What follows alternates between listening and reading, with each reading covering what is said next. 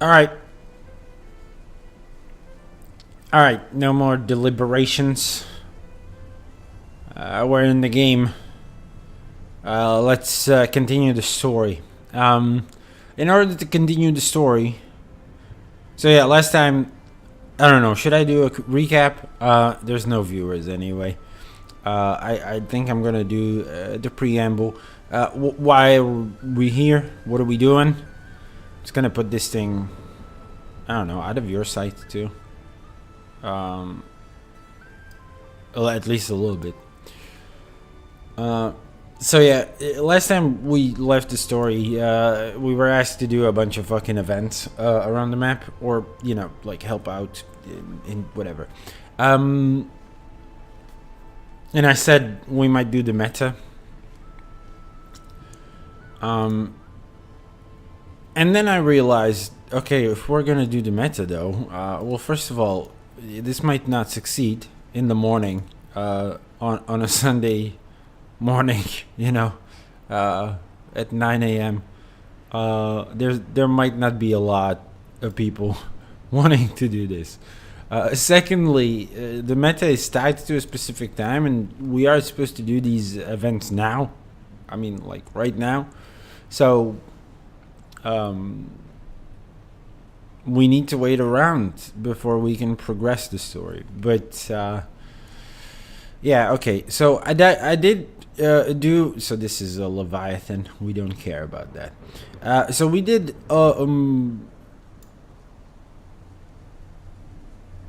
What was it I wanted to say? I'm already lost. But yeah, okay. So we're gonna wait for the meta, I guess. But I also mentioned that there are a couple of achievements I can do. So while we wait, and so we will wait for it. See what comes of it. If we fail, we fail. That's that. What can you do, really? But there's also the issue of some of the achievements.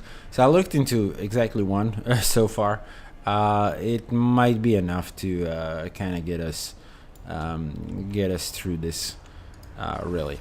That's we're talking to Ecto. Can you feel it? The barrier between our world and the mists is thin here. Wayfinder, can you use the heart of the obscurity to investigate? Let's solve the mystery together. We can trigger this, but this is not what we need.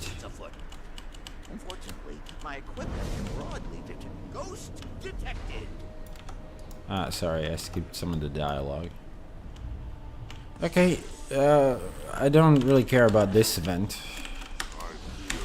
to be honest here. Mythic, okay, so they're doing a bunch of... What are you doing? How did you teleport over there? So yeah, we don't really care about this event. What we're after, apparently, is something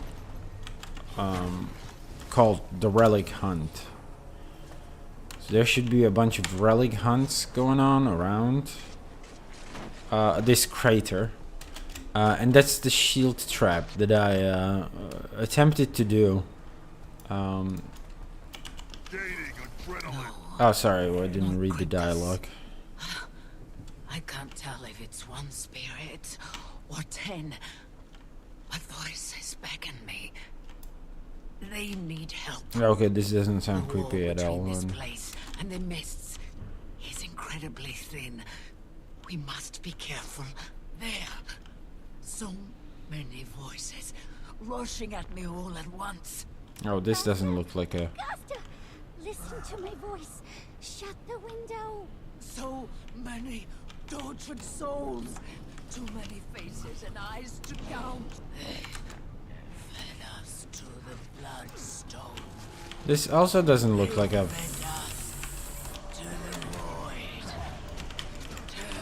a fucking relic hunt.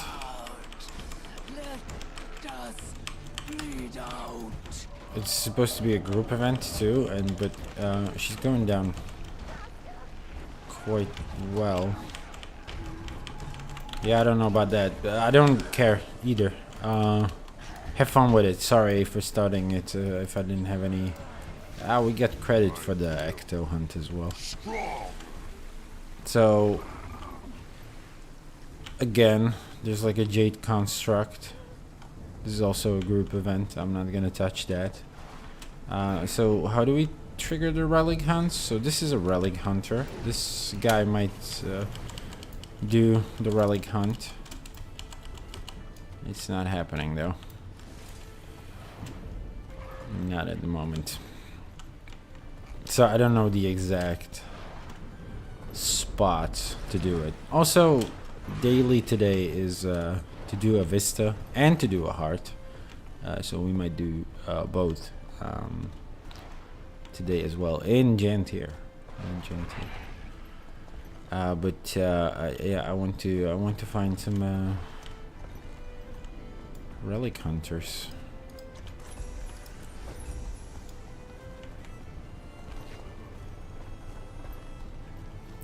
They're kind of generous with the credit for events in this map, to be honest.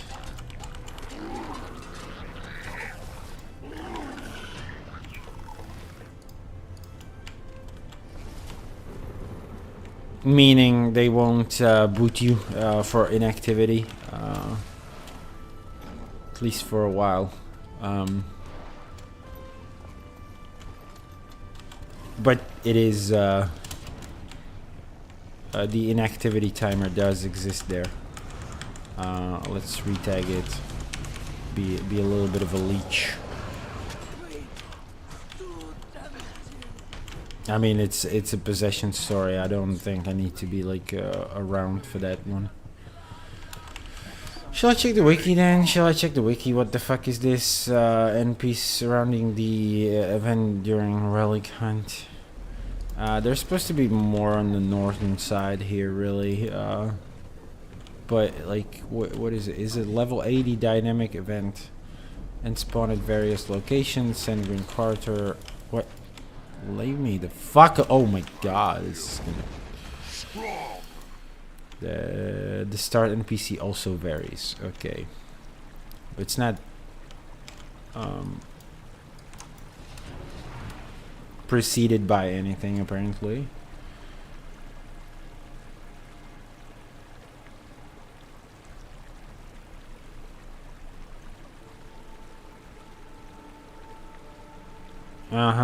Okay. So hopefully we don't need any specific stuff, but we do need, yeah. So these are, yeah, the relic hunters.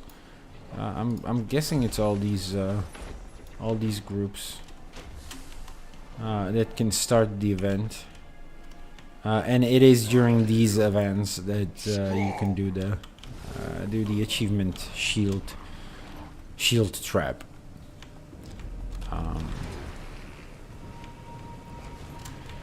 So you're looking out for relic hunters.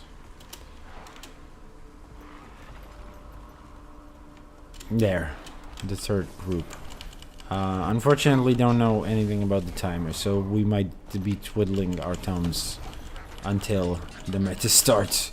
Really. So let's make the most out of it. I don't know, by gathering materials. It's just like whatever. I can see my webcam is also lagging today like hell. Don't know what causes that from time to time, because sometimes it seems to work quite well. Today it's just bad again. Also there's like a little bit of a delay, it seems, at least on my side, which must be distracting to look at. Luckily nobody watches my streams, so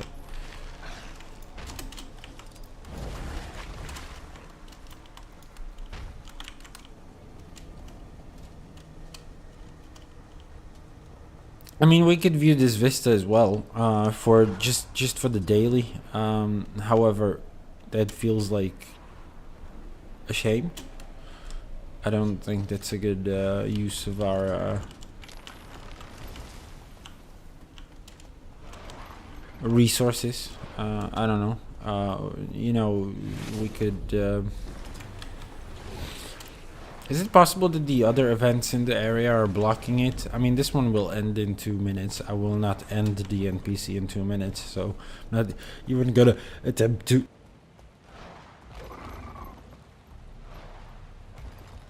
Attempt to do that. Pardon me. Pardon me. But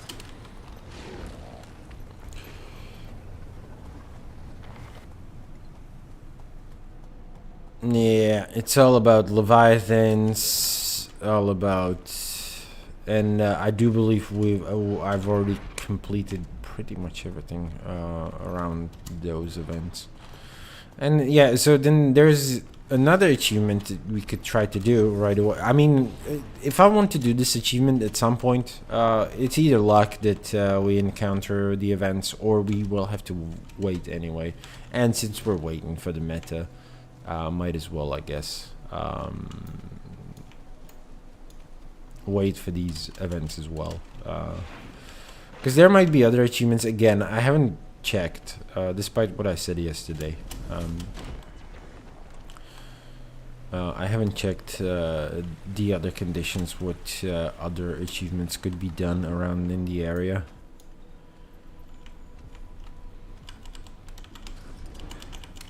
I know of one at least. That is in the storm riddled area, where you're tasked with defending like lightning rods.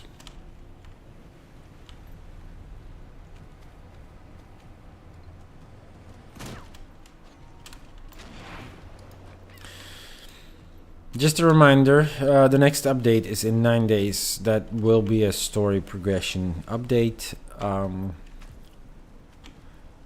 So next Tuesday, not this Tuesday, not the following Tuesday, but the Tuesday after, we will get another chapter. So it would be pertinent to finish the recap today, if possible at all.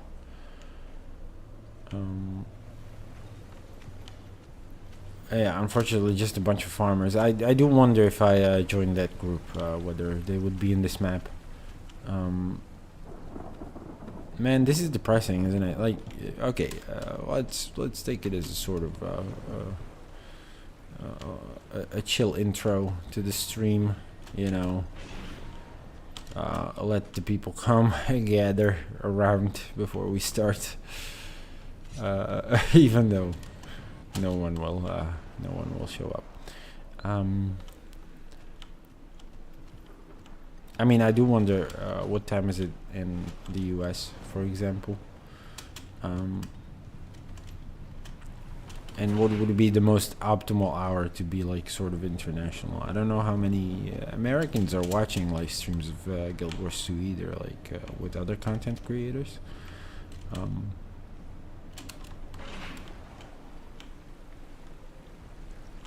I mean, yeah, just sort of get ready. This might be the content until the meta starts in more than 17 minutes. I mean, it's more like 22 minutes from now, because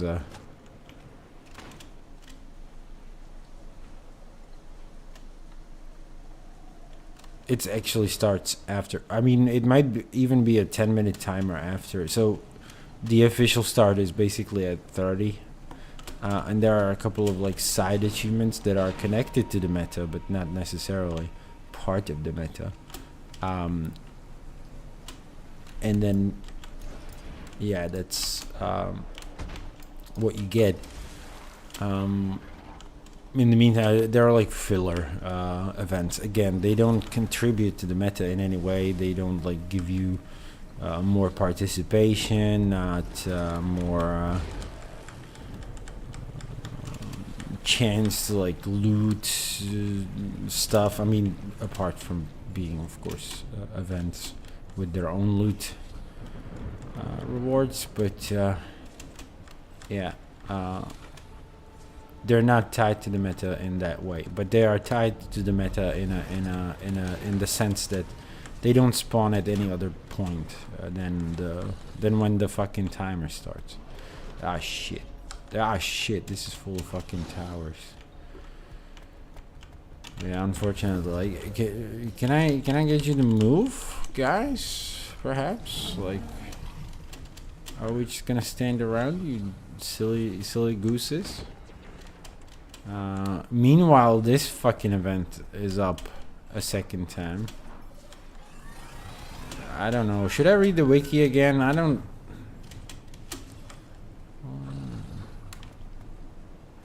think there's anything we can do to help this, or anything that can be gleaned. The NPC also varies. Blah blah blah. Even though the objective says the defenses, 5 relics are required. No, they don't mention anything that would be that would give us any insight into when it starts and stuff and junk. It's just, I guess it's just at random.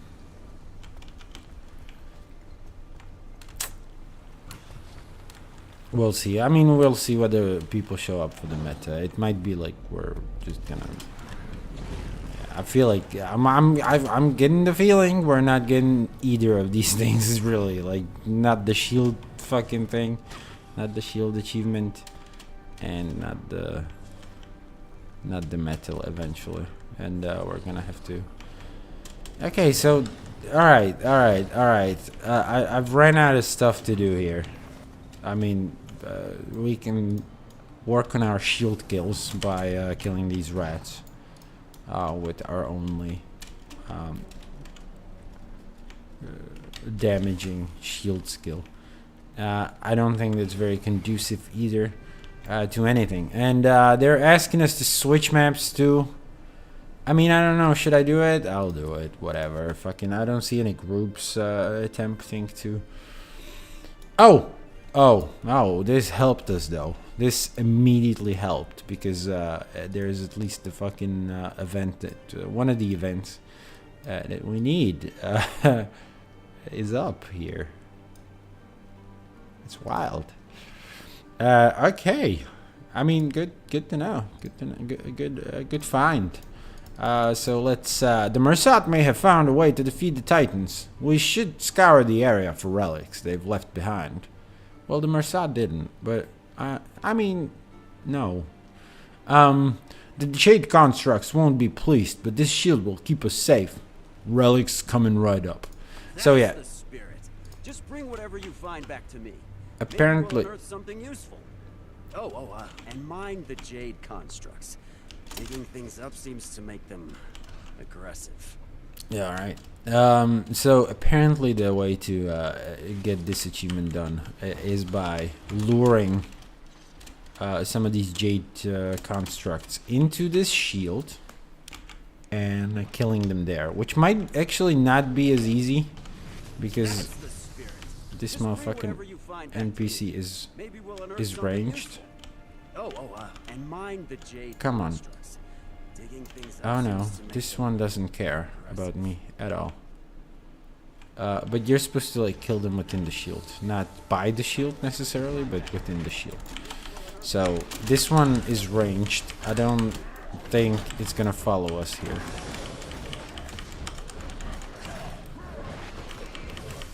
So let's not even try. Oh my god. Why is it so tanky though? What's happening? We're gonna have to deploy our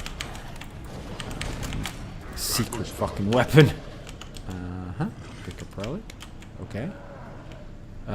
Hold on. I don't want to finish this event very soon though. Okay, so give me like a. Bring whatever you find back to me. Maybe we'll unearth something useful. And mind the Jade. No. Oh god, there are people coming here. This guy's melee. This guy's melee. Come here. You're supposed to come with me again, apparently. And now I need to get you into the shield and kill you there or something. Is this guy also melee? Yep. Alright, come on then. What the fuck? Oh, shield. Oh, okay. It kills them. They just touch it. Kills them. Alright. Alright, alright. So that's achievement done. Very nice. Very nice. I guess we can bring the relics now. That's the spirit. And finish this. Just bring whatever you find back to me. Yeah. Oh, what's this now? Yeah. I mean, should we make our own squad for the meta? Because this is gonna fail if we don't have an organized group. I'll take that. But then again, I genuinely don't want to fucking organize this. Like, nothing is less interesting to me at this point.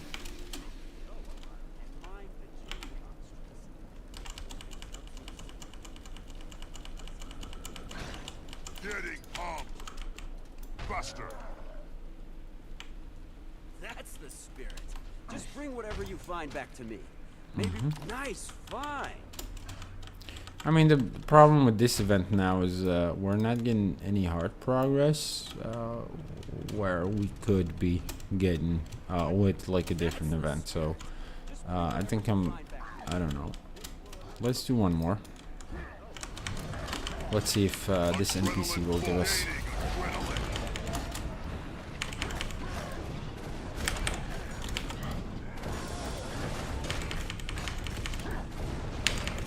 Fucking pummeling it with this fucking skill, man. Yeah, there is a relic.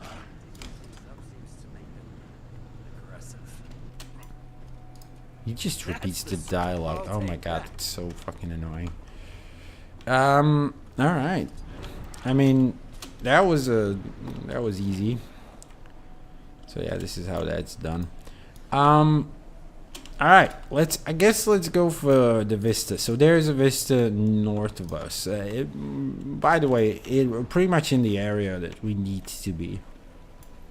Anyway, both for the meta and for one of the other achievement events.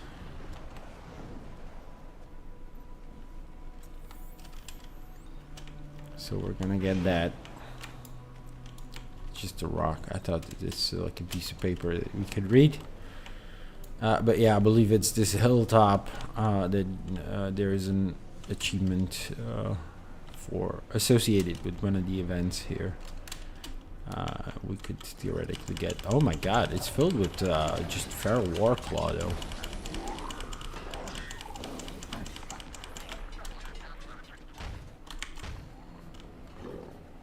But that's I think that's like a good sign because we can actually this seems like a place we can dig up some crates. Yeah, don't even have to fucking sniff it. Don't even have to sniff it.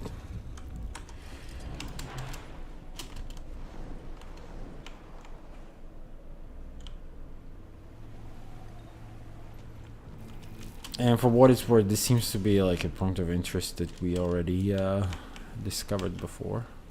Is there some lore? Is there like some material? Hopefully this doesn't fucking turn off my window for LFG.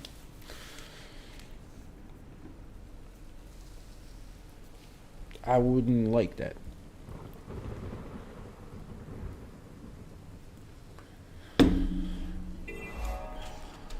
It did. Of course it did. I don't like this LFG system. I'm afraid the meta ain't happening. I mean, I'm gonna show you the fight. But we're not gonna succeed in it. Because there's no organized group. I mean, it's... Is it impossible to do? I guess not, without a squad. But... it's very, very unlikely. Because you have to, like, do the boons as well. So we're just gonna try to wait for this event, the one lower here. By the way, what's up? What's up with you two guys? Got any dialogue? No, you're just waiting for an event to spawn.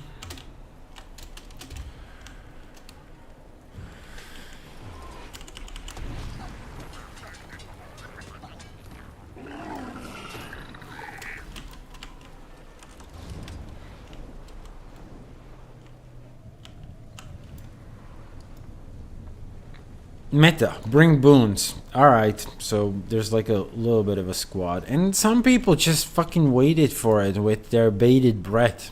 I've seen them join up so fucking quick. Well, anyway, so I don't know what starts this event too. I will join the fucking group. I've got boons, yeah. I promise. Yeah, no, I don't.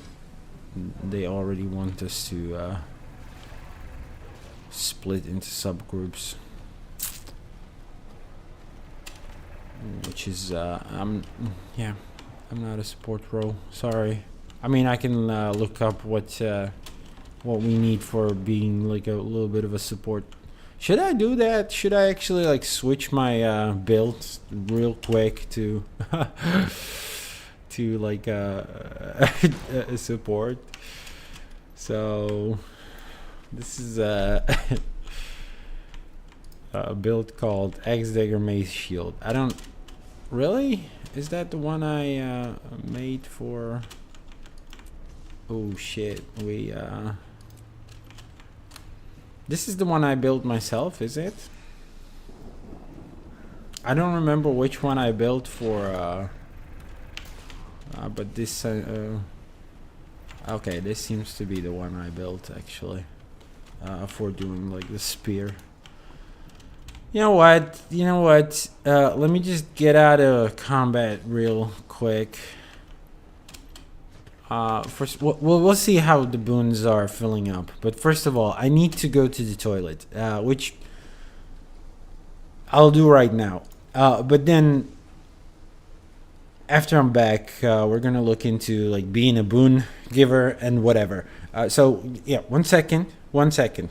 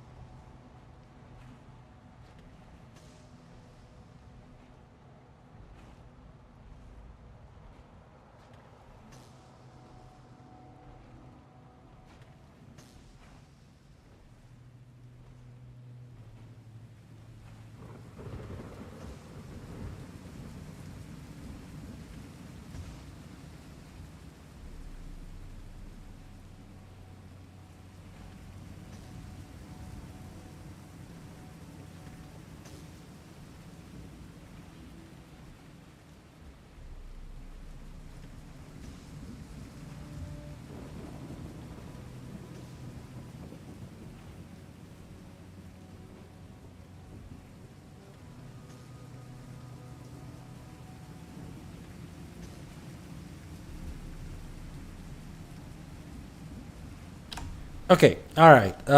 Let's not concern ourselves with the fucking with the build for now. What we're gonna do instead, I'm gonna show you something if it spawns. But there is an event that spawns only during the meta countdown, which should start in a minute. That's not good. The countdown. Should probably cut those elementals down before they take their little party straight to camp. Yeah, sure. Here's the thing, right?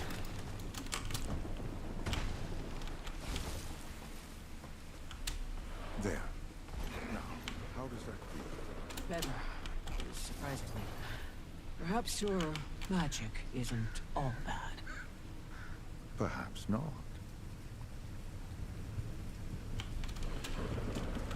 Someone's getting healed.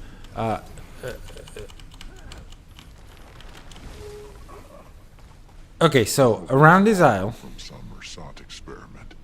Jesus They Christ, don't this look dialogue, man. I'll take them out so no one gets hurt. All right, we should begin the radio message about the meta very very soon.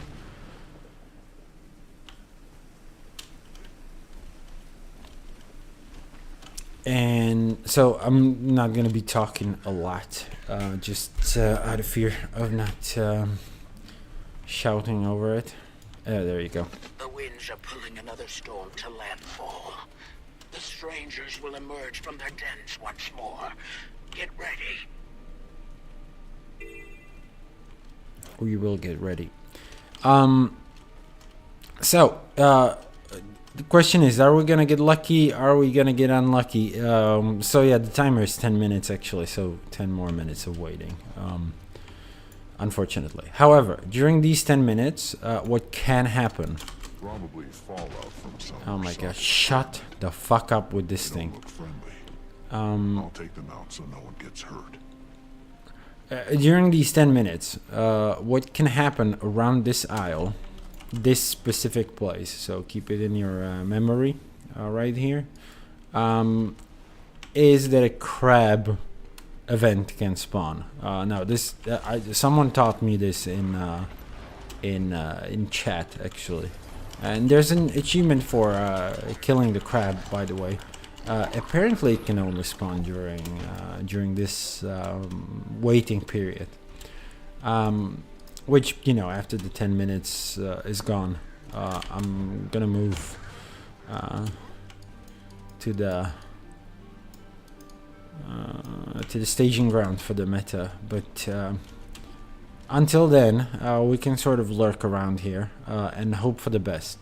And the best scenario, Should probably cut those elementals down before they take their little party the best scenario is that like a champion crab, I believe it would be a champ, spawns around here. Now when you kill this guy, first of all, again, if you don't have an achievement for it, you will get an achievement. But the second thing, which is what I already have, but the second thing is killing this crab, just doing this one event will completely finish this one heart, which is incredibly useful, you know what I'm Should saying? probably cut those elementals down before they take their little party straight to camp. Yeah, man, be ready to hear this a couple of times, man.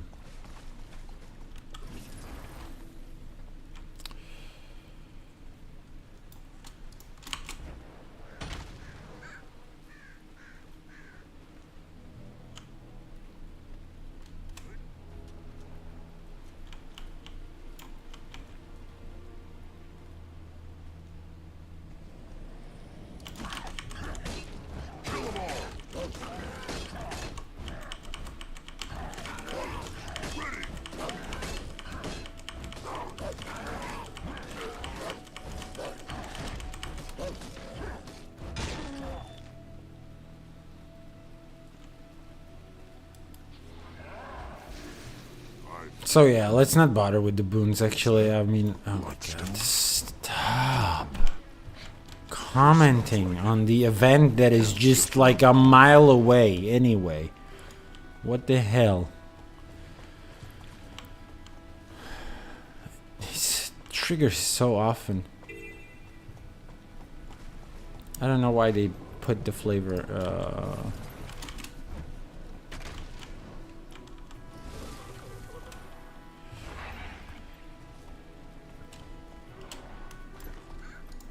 flavor in there.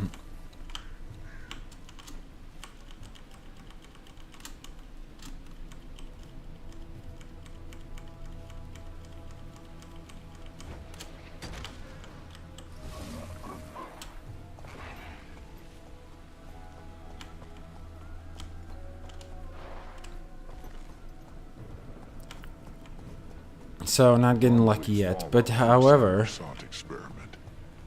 did I just say but however? That's Take okay. them out so no one gets hurt. Alright, start making subgroups then. Just tell me what's gonna be south and what's gonna be north. I want to join the north one this time. No people in the south. No fucking shit. I mean, that was going to change.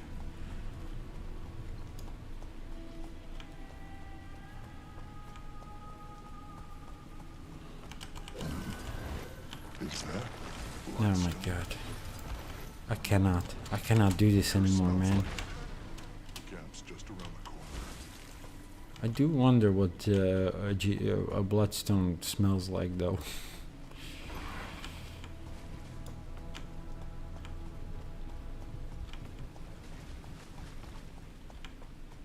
The storm will reach us soon. And battle we must.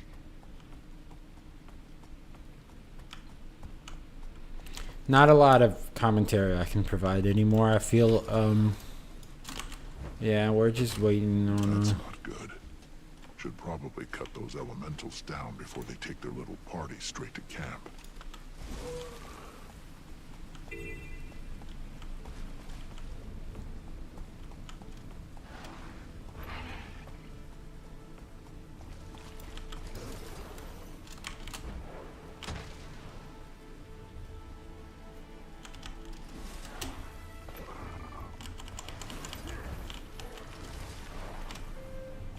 We're not getting lucky with the crab, it seems.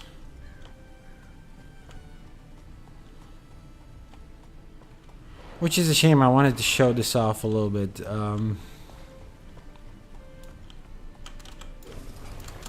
But it is what it is, I guess.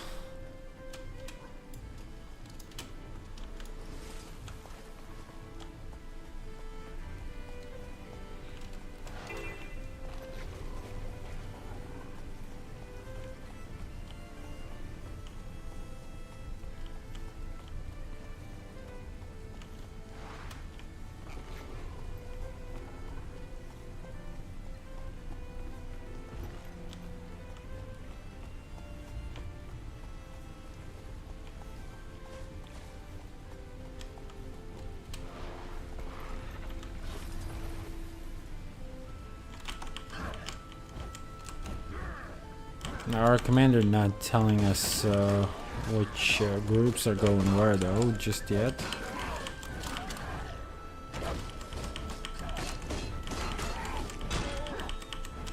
Okay, so it's 1 to 5 north, and they want to send me south again.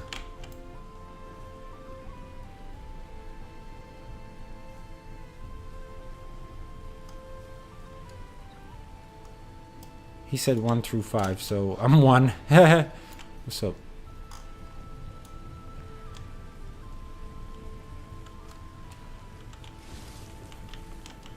Alright.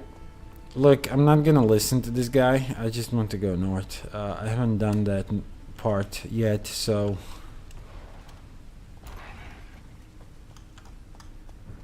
Good stuff. Gonna be like a ringer.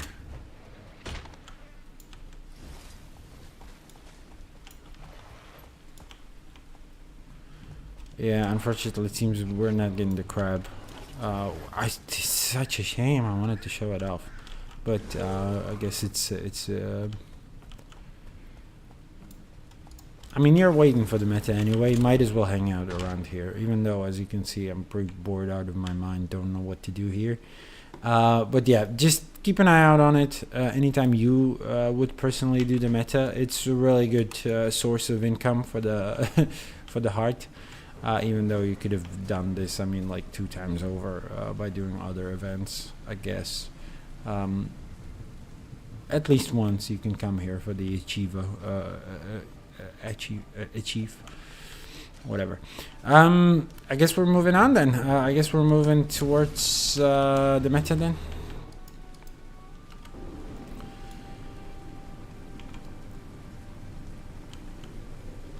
Maybe that one gives hard progress too. Who knows?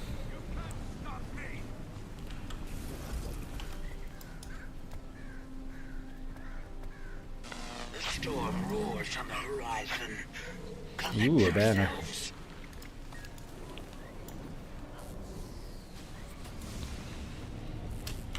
So that's Barbed Veil, by the way, feeding us this information. How exciting.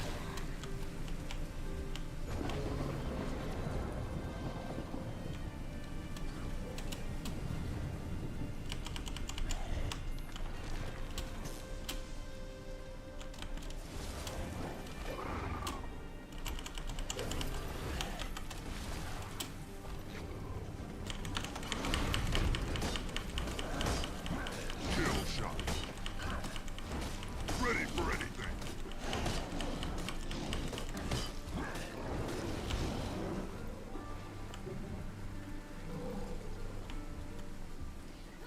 Here it is.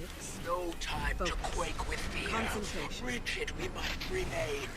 The strangers have woken. They've come to dance in the rain. Our one and only goal is to protect There the she cat. is. Every claw and spear. Raise them to the air. The strangers have reached the first bloodstone. Like come to maw, they'll suck it dry if we don't hold their advance. More than enough. So yeah, we're fighting Decima, as you can see.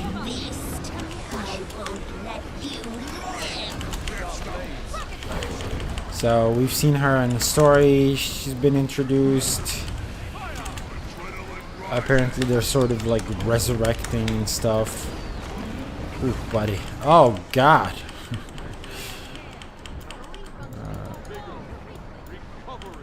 And yeah, obviously, as you can figure out probably, the south part is fighting Greer, the other one, the rotten one, the first one we actually met during story, so...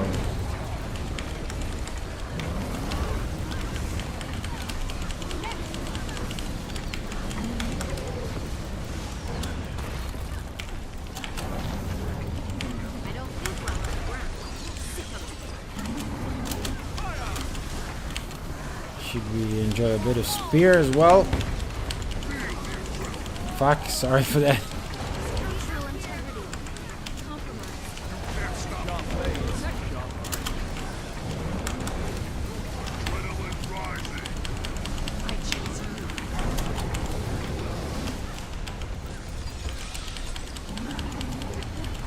Yeah, not very complicated, this meta, in terms of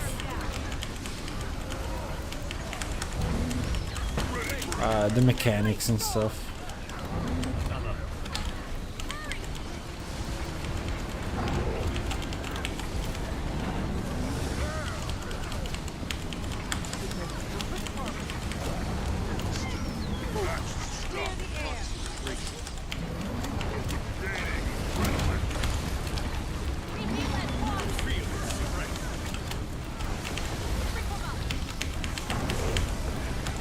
Nice and lean.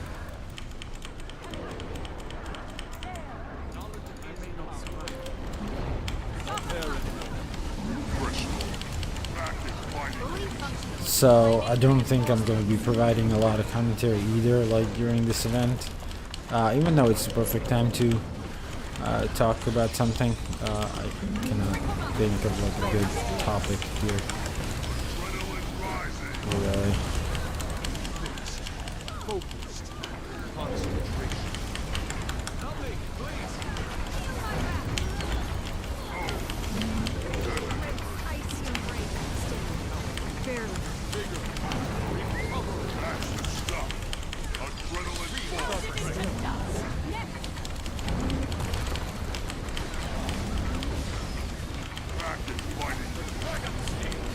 And yeah, I believe at 75%, this should have sort of like a split phase here, where we need to sort of do a secondary objective.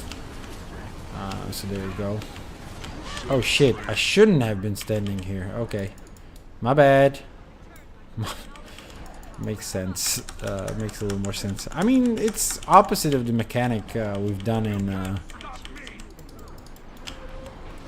in story though. So what are we supposed to do? We're supposed to kill the conduits. Okay, that makes sense. Journey kit, now. Okay, Shatter the armor from the and yeah, you get. spears will do the rest.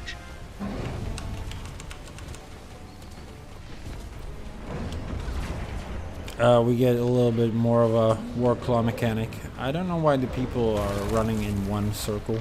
I mean, the same direction.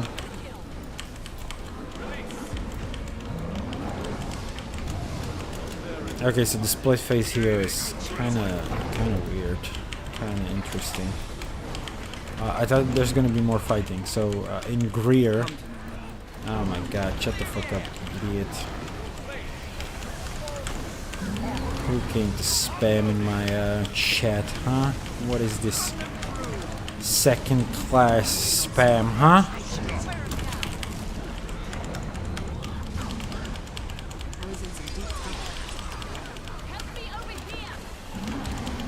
So yeah, in the south, when you're fighting Greer during the split phases, what you're doing really is... oh, okay, so no. This mechanic makes sense now.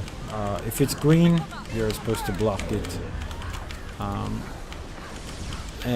Yeah, Greer then has like a big AoE instead of these lines.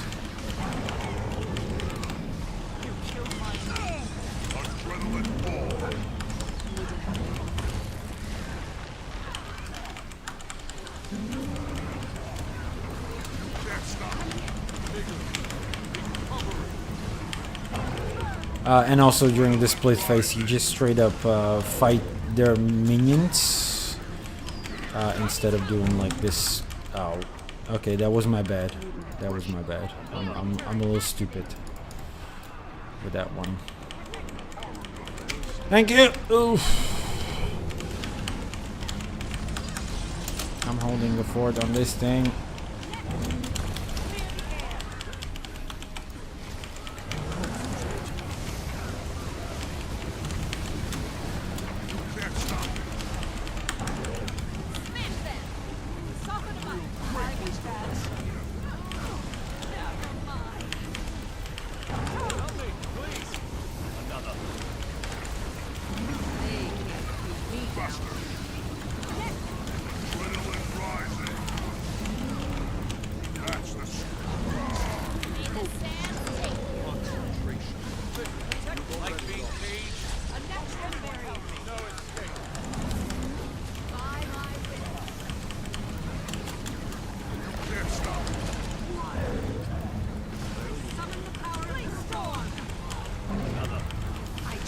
I mean, we're doing fine, I think.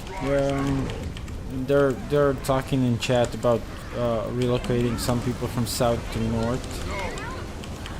I don't know how necessary that is, but you know, I'm not the commander. I wasn't brave enough to put a group together. So, oh shit! This killed us. There wasn't enough people, I think.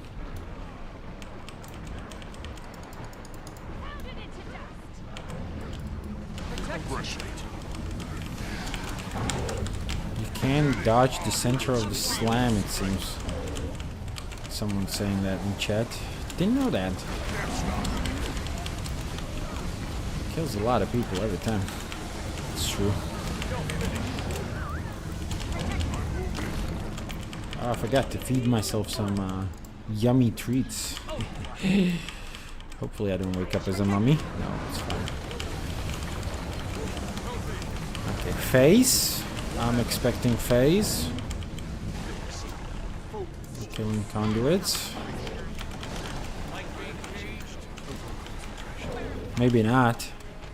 Oh, I think it might have just 2 phases. Actually.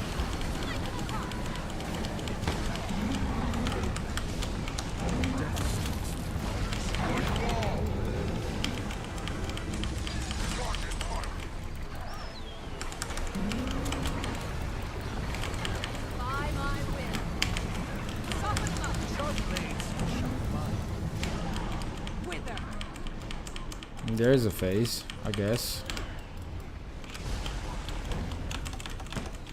Or something. Something's happening.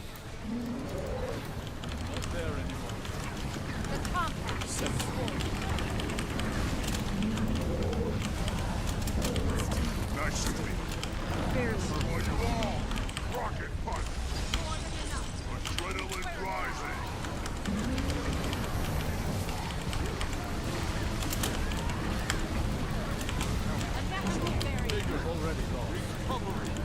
Refreshing.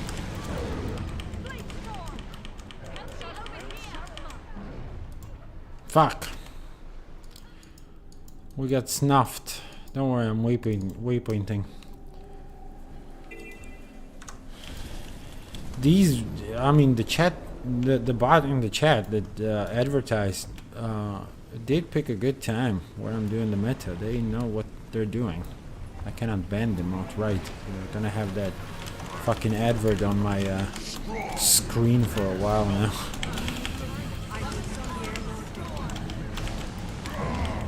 Very clever. Clever girl. Fucking, what are we doing? Oh, I'm on the opposite side of everyone giving boons.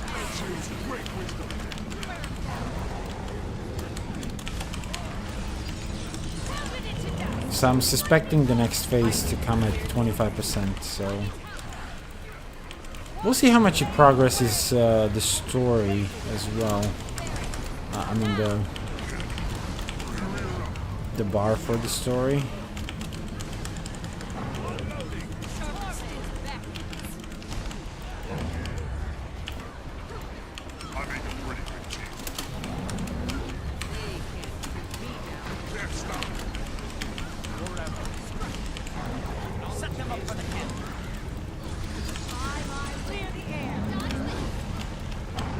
Ow. So I'm suspecting we're gonna be phasing now then. Yep. Alright. So we need to kill the conduits. If I understand this correctly.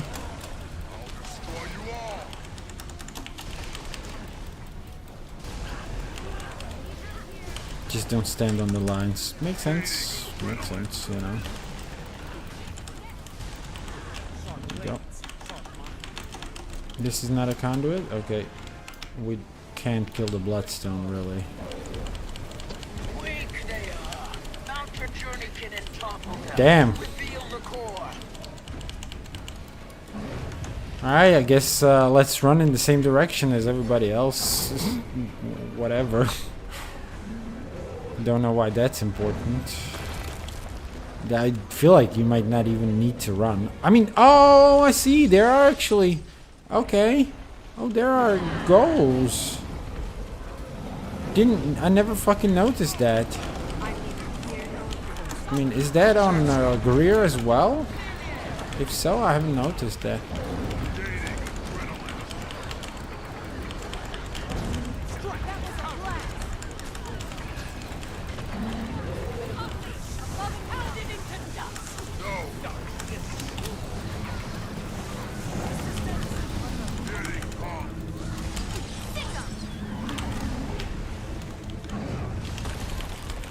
I don't know, what the fuck is killing me so fast? Am I standing in I think I may have been standing in the AoE in the hitbox. So, yep, this feels a little safer.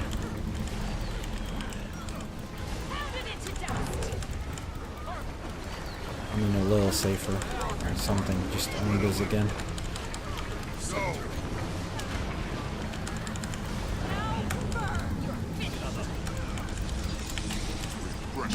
I mean, if the south is gonna fuck it up, man. By killing too early. We're not quite ready here!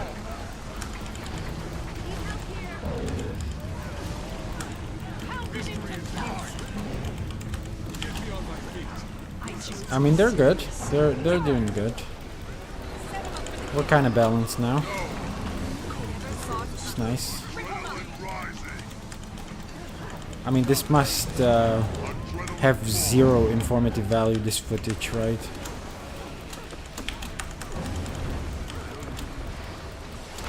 Decima is apparently charging for a massive attack. I don't know. Did that happen before as well? 1 minute on timer. We cannot wait. Oh, shit. Fuck. We fucked up. We fucked it. I and several others have fucked us. Nah, it's fine. It's fine. We got time. There's still time. I mean, a lot of dead, but let's pick up at least someone. We're trying, man. I mean, I don't have an optimized build, but we could definitely get more DPS. Okay, let's get the fuck out of here. Good, actually. Feels like fewer dead. I mean, no, there's a lot of dead. Now I can see it. I'm not picking them up. I'm just doing deeps.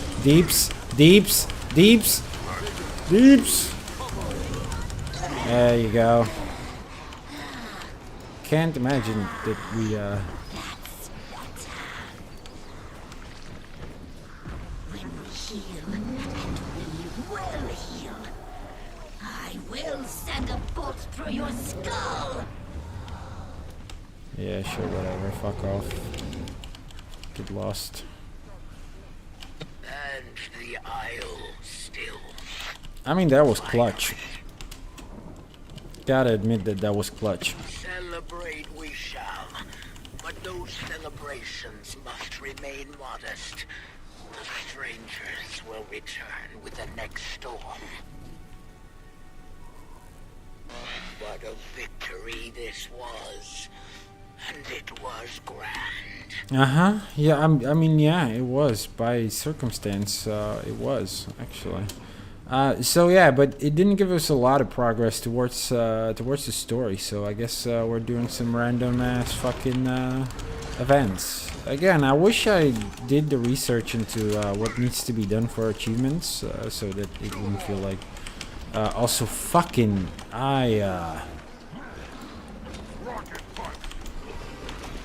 sorry, I had to ban the fucking spam there. But I'm gonna spam my own. Here are some links for Twitch chat. Enjoy this. So first of all, a link to my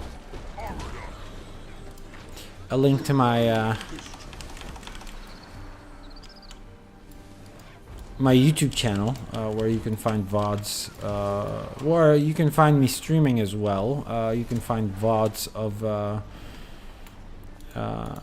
every stream I've done so far, and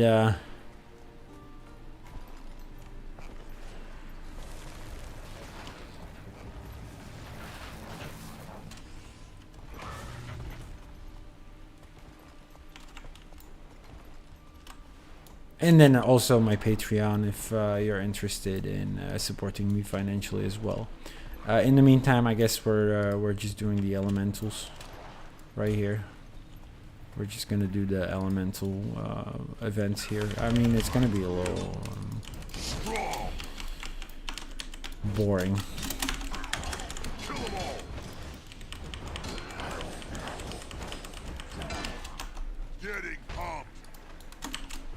Oh shit.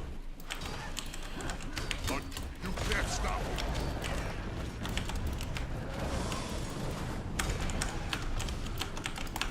Adrenaline rising. Kill them all.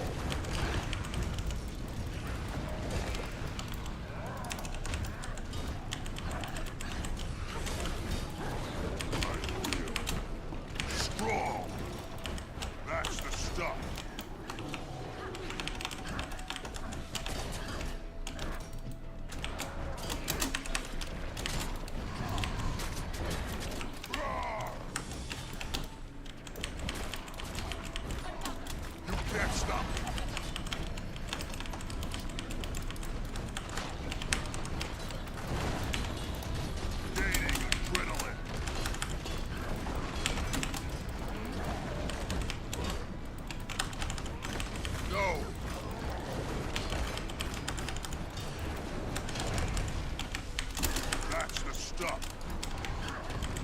Feel the adrenaline.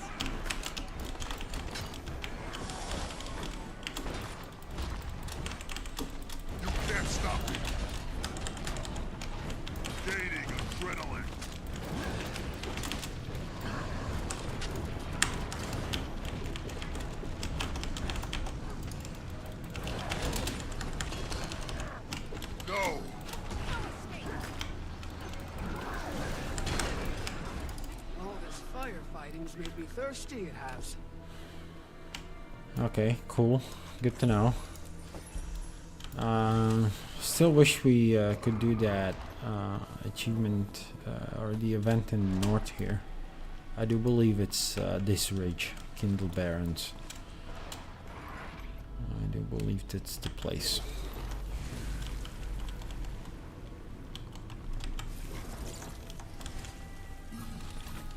Damn, we just revealed the cache.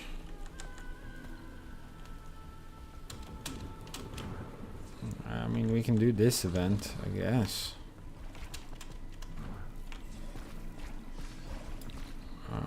There is some NPC over here. What are they doing? Running colors. Oh, that's the one that just goes into... Oh, he's doing painting or something? Okay. Don't really care about that one either.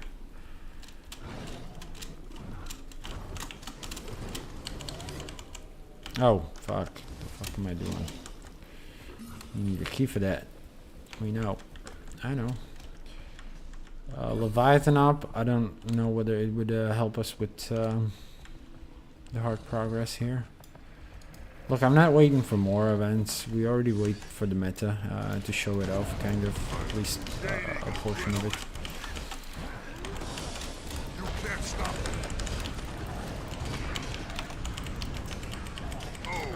So I don't want to delay the stream any or the story progression any further. Okay, we're gonna.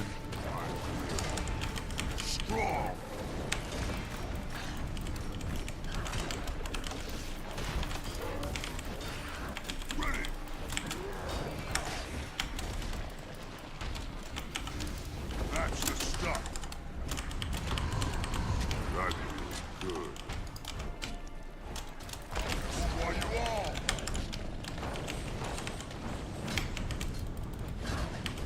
Buster.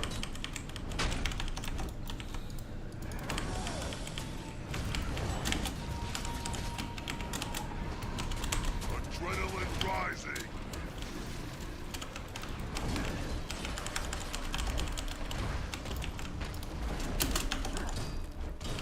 Ready for anything. It burns.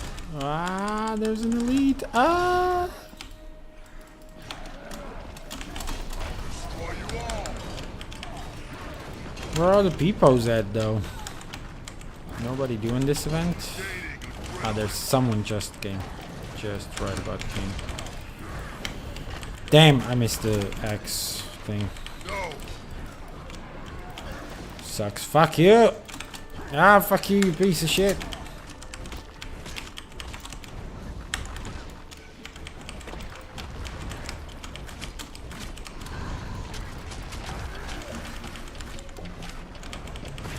Getting up. Okay, so this is gonna be enough for hard progress, but not necessarily for the story, man. It's a little...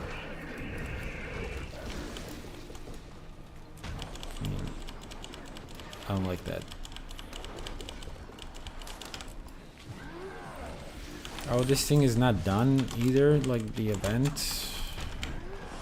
We need to finish this. Come on. Destroy you all.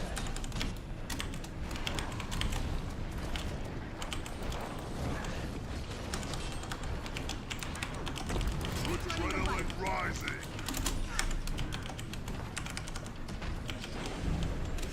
Serious. Well, that's done.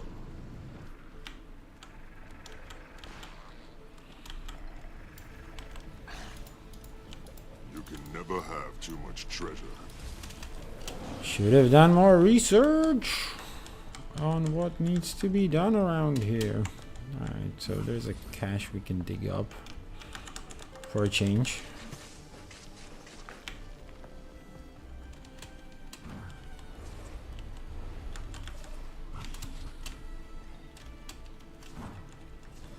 Alright, we might delay the story a teeny tiny little bit yet by looking into like at least the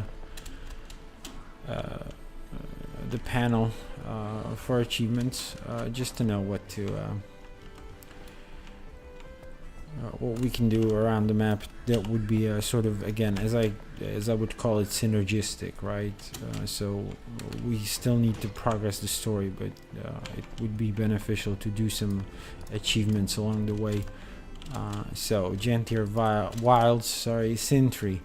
And there's not a lot to do, right? So this is the weather conductor. I believe this is, defend the lightning rods. Then we are supposed to defeat champion Titan spawn in Sulphur Spring. That seems like something we can do. And clear enemies from Rising Bloom's Garden without letting him drop below 90% health. I don't know where this spawns. Find the treasure guarded by a legendary creature. Okay, don't know what that is. Rescue the Coden Sacrifice without having to resurrect them. Coden Sacrifice. So there's quite a few events that we can do actually. Let me tag all of them and see what we can do. Again, trying to be synergistic here. First of all, we will get some lowland Coden expertise. Second of all, let's immediately and very briefly, very quickly find out about these things. So gem theory, smuggler, what the fuck is this?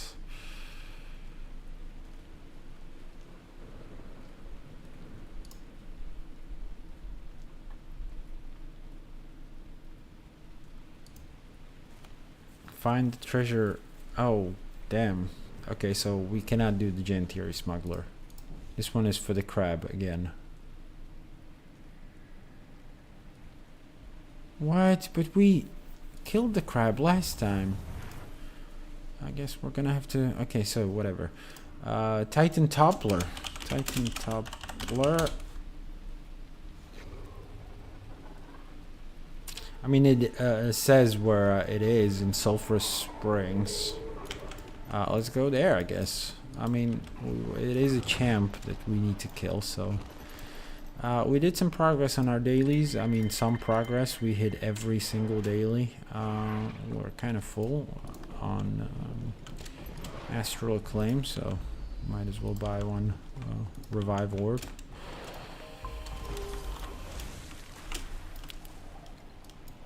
We can look here while we're looking for the...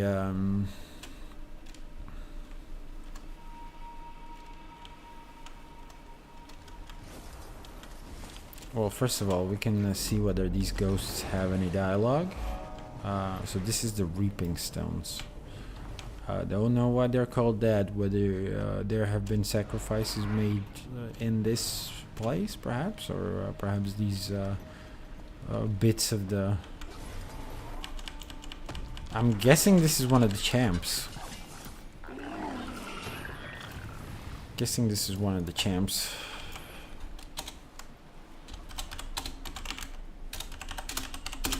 I mean, I'll try it.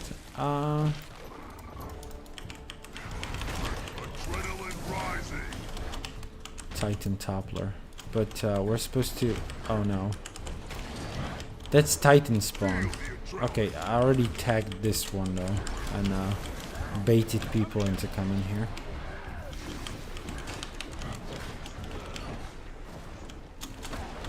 So I guess I might as well finish this. Although it's not what I need.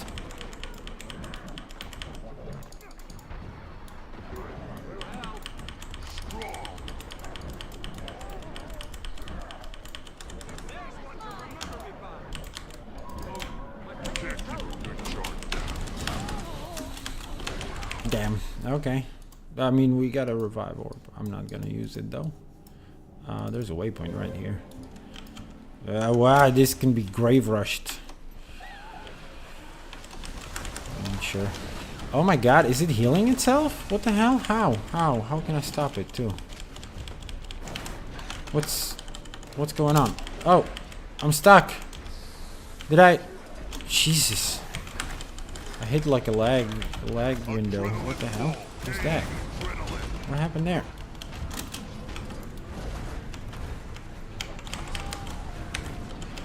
Okay, let's CC or something. What are my CC skills? No, I have one on the shield. Man, this Condi spam that we get out of these towers every time too. Adrenaline full. Does this CC? Does this leap CC? I doubt it, but...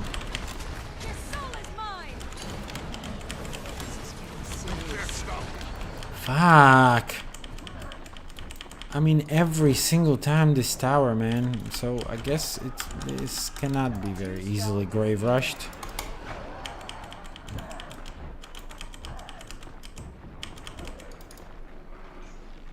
Anyone resurrect?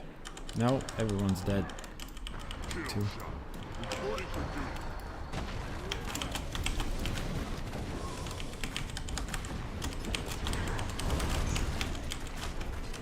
That's the stuff. You can't stop. Jesus, seriously? What the fuck was that? What killed me? I am genuinely like wondering what killed me there. Oh no, don't. Fox. Fox! This is the worst event ever. Adrenaline rising. I'm not gonna succeed this. I think some people just straight up said fuck it too when they've seen what's happening here. Kill them all. Now we can kill the protection tendrils.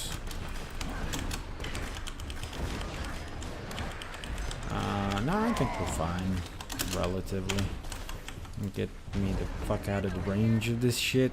Thank you. Nice. The key is to not come anywhere near the towers, I feel. I don't have enough energy. But, oh no, we're getting actually agony from the boss itself, aren't we? Definitely feel like it.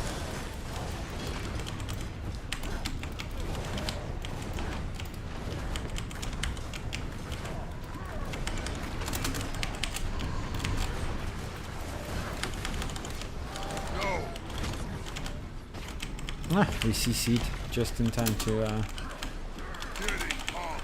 Feel the adrenaline. I mean, we're not doing this, are we? Fuck off with this, fuck off!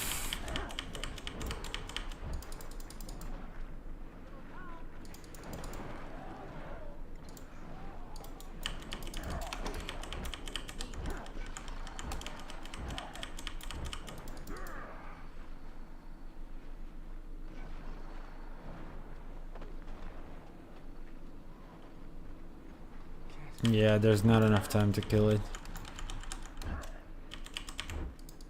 I need some help.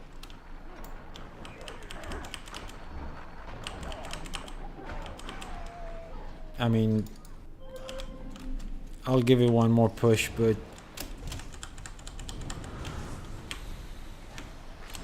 I mean, there's a chance. There's a chance. It's not super hopeless.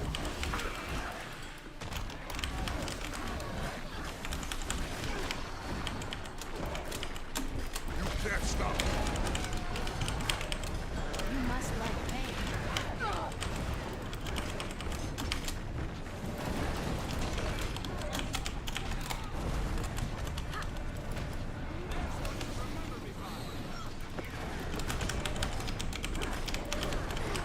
Yep. Alright, so you get the nasty agony from some of these AoEs. They're kind of avoidable, actually. Adrenaline rising. I mean, there's a very tight timing on those, though. But as you can see, as you could have seen there, it's possible. It's quite. Thank you. Adrenaline full. Oh shit! This guy's gonna get agonied out the fucking.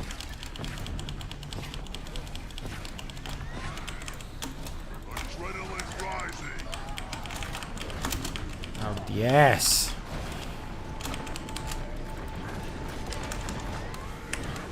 Good stuff. CC'd.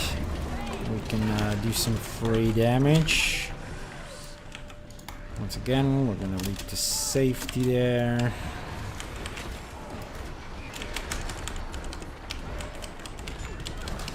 Don't die. Oh, we did it! Can't believe it. Oh, almost gave up on that. Enjoy. Enjoy, guys.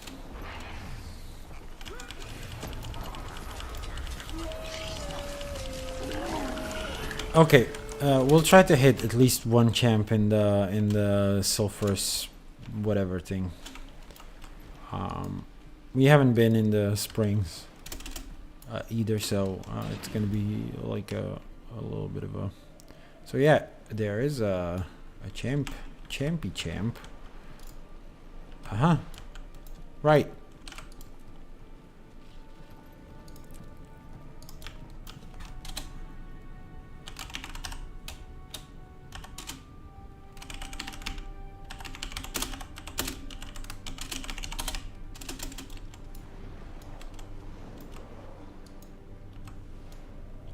We gotta reach it though first.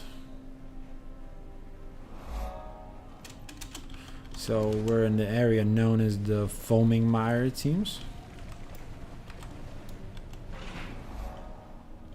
We'll see whether some people come. I don't want to trigger like a timer, which is very likely gonna happen if we approach it outright. And the molded lands we also discovered here.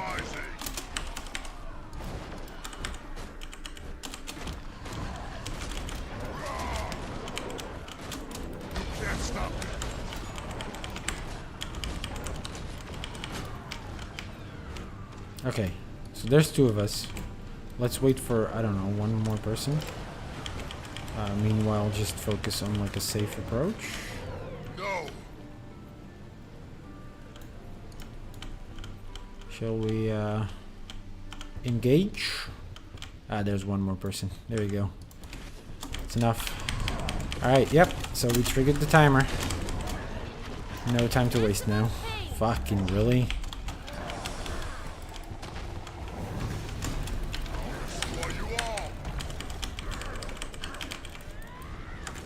I mean, this guy's nothing, man. Compared to that, I mean, the attacks are a little more lethal, a little more fast-paced, but I still feel like the Jade Construct has been way harder. Oof, buddy! But people are dying left and right. Here, we need to res.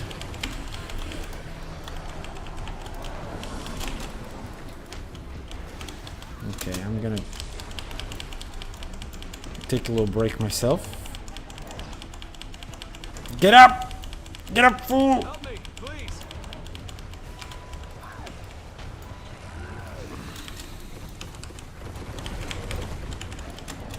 Can't stop me. Nature defends me. Gaining adrenaline. Armored up.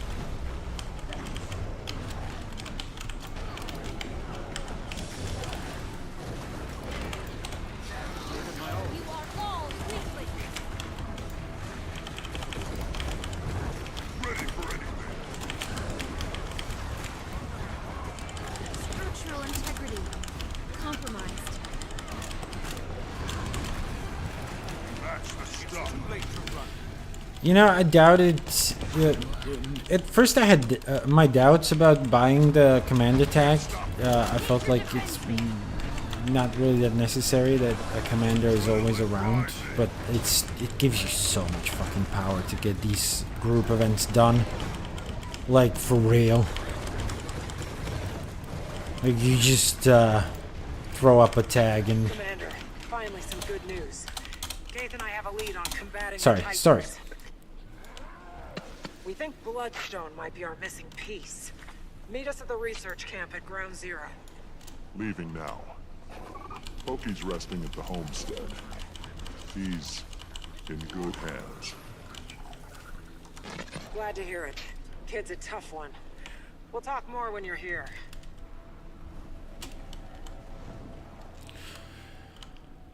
So the bloodstone is apparently a key to solving this. So this is the path to Balrior. Don't know what Balrior is, but it seems like we might get this as an expansion. There will be a portal at some point, I feel. Cool.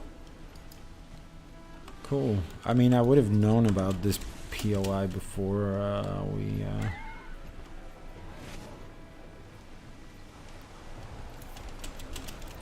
So we did some progress. I mean, we got 20% of the Titan Toppler. It's cool. It's nice. We can stop following the rest of them for now. Yeah, let's focus on the story. I believe there's not going to be a lot of open world anymore. Shall I just waypoint somewhere, please? I mean, yeah, it seems like a good, much better use of my time there.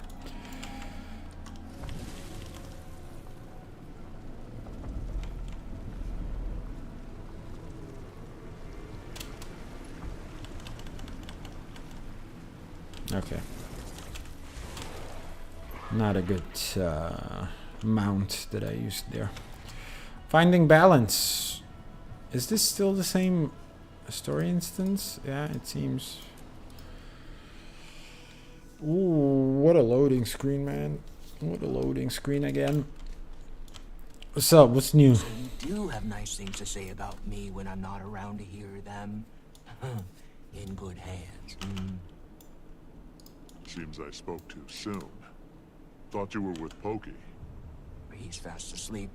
I asked Har and Willow to stay with him so I could tend to some business. The business of listening to our calls? That right? If you don't want me to listen, don't give me a damned listening device. That's beside the point. I heard that you're looking into bloodstones. Thought it could be of use. Rather, the heart of the obscure could. Yeah. Go on. If the Titans are siphoning energy from Bloodstone, neutralizing the shards may nullify their advantage. Something the heart of the obscure should be more than capable of. So remember. Risky, but it's worth a shot. I'm inclined to agree, though it is an unpredictable material, even in small quantities. Be cautious, Commander. Last thing we want is to turn this place into Bloodstone Fen. Right. Just remember, Waiting Sorrow is actually the inventor of the Heart of the Obscure. Something we learned as well. And she left it behind as sort of the last thing she made. Well, she just left it behind on her desk before she left. So we kind of had to...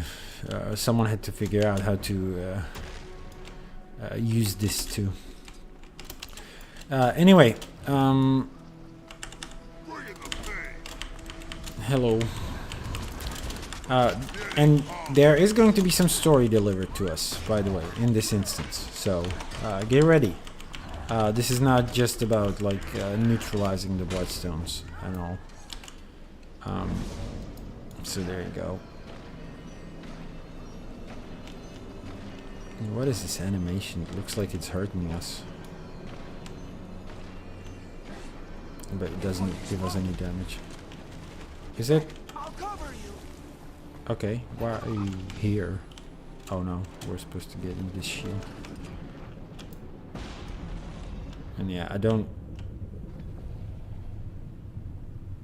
So yeah, it reveals these ghosts. Who are they? They must be victims. Those sacrificed on Bloodstone remain tethered in death. Unless severed.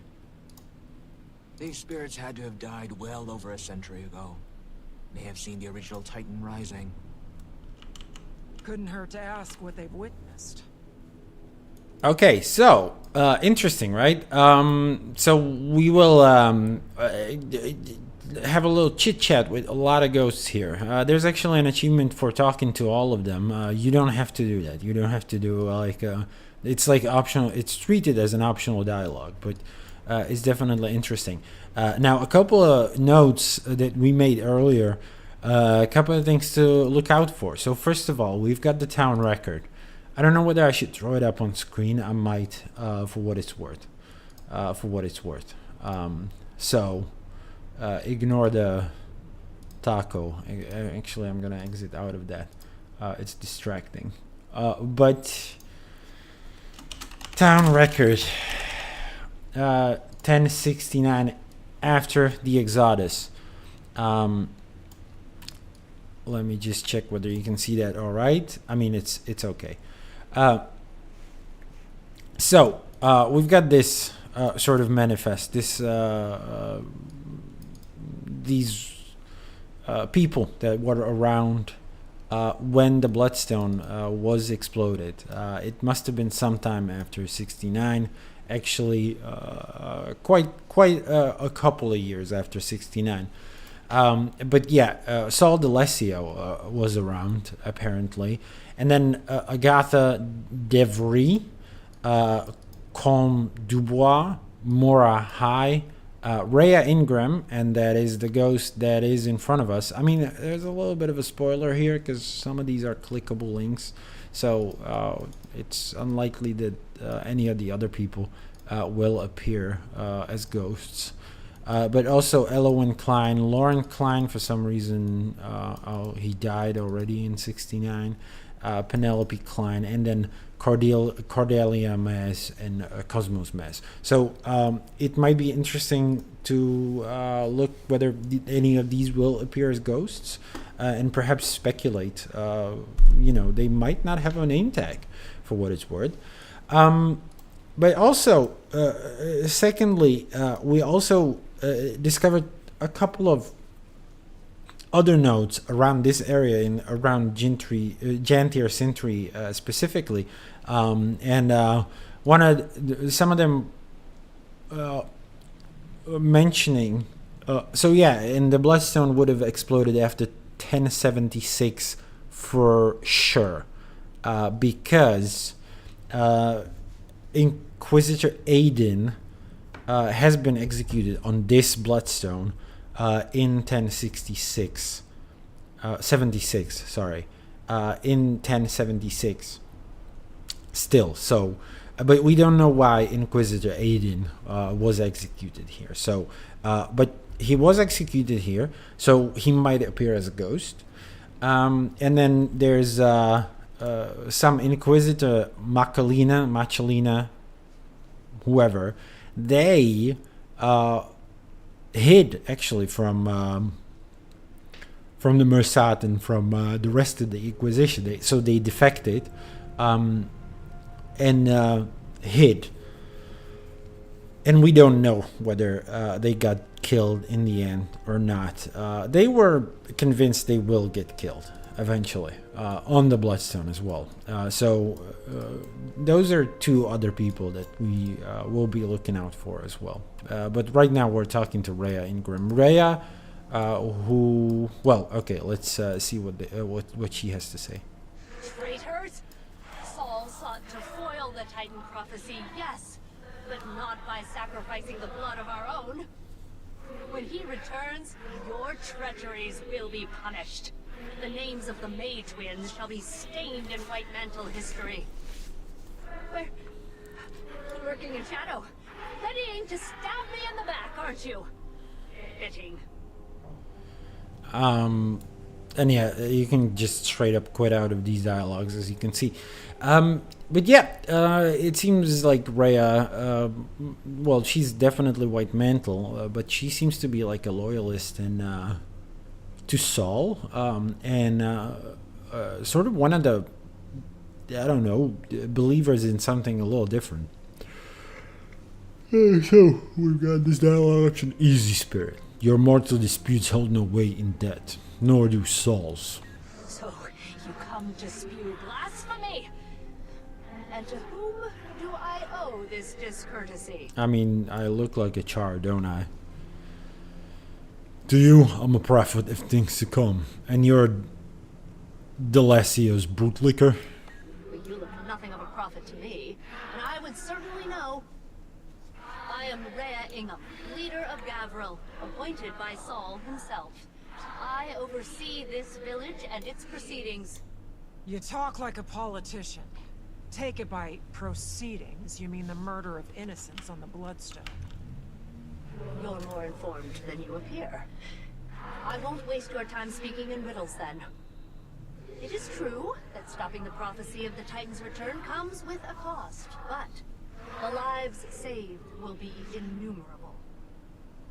The unseen ones vow to this future, and so do I. Those who have sacrificed themselves have not done so in vain. As if they had the choice. You all died in vain, thanks to the Titans.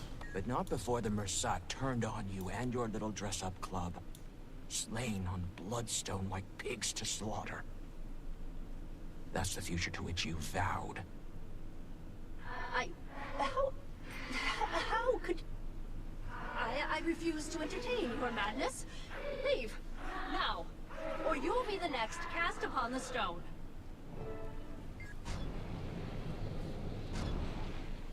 And yeah, there are a couple of bloodstones to go through. Actually, 5 more bloodstone shards. I mean, sorry, they're bloodstone shards, not necessarily bloodstones themselves.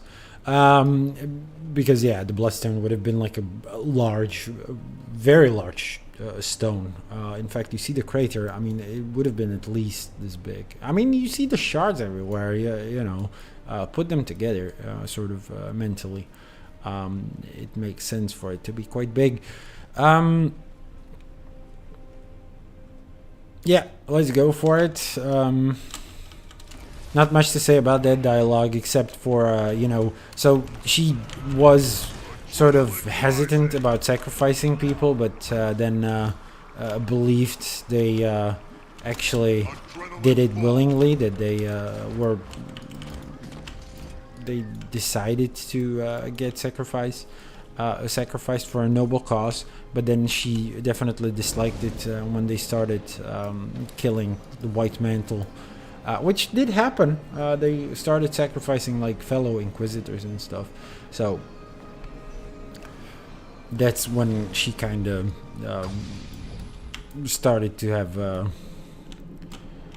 have qualms about the whole process. A little too little too late, right? But it is what it is. So this is a Gavril citizen, and as I said, some of these might not have a name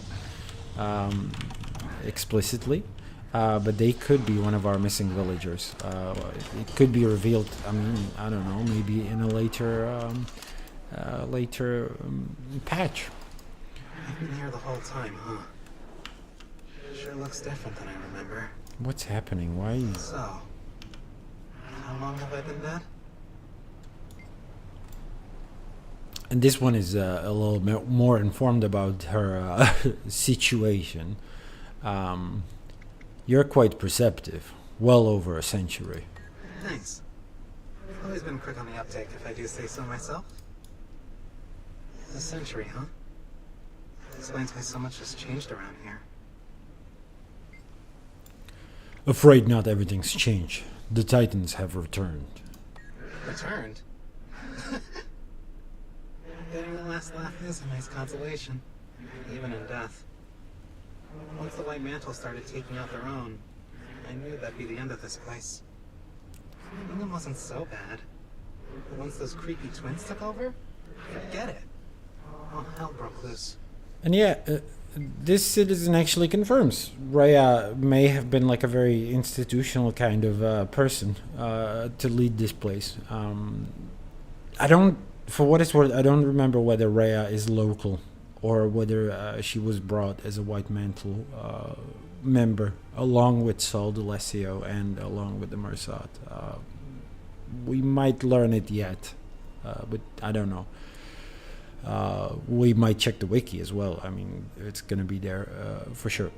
But let's not do that in case of spoilers or whatever. You lived here before the White Mantle then? Yeah. I was out here trying to get my life back together. My former line of work was a bit unsavory. Well, this is kind of similar to Sol. But being a crook wasn't all I wanted out of life. I knew there was more to me than just that. I can certainly empathize. So I started fresh. Had a job, a family, and then the White Mantle showed up. So here we are. Well, more. Incredible. Entire village full of ex-cons. And it's the zealots who morally bankrupt the place. Hypocrites. All of them. If only the Titans got to them sooner. Just wish that wasn't true of all of us. There were some good ones here. What a waste. And yeah, we're a little unsure about the timeline here because, well, we mentioned that the Titans returned. We're, of course, referring, well, I guess we're referring to the historical period. That means the fulfilling of the Flameseeker prophecies. Because that would have been the end of the Mersat, really. So there's that. Again, and an interesting information that we've got from this one, from this dialogue, is that Gavril was sort of a prison colony of sorts. It was a village full of ex-cons. Again, very similar to Sol D'Alessio, also an ex-con.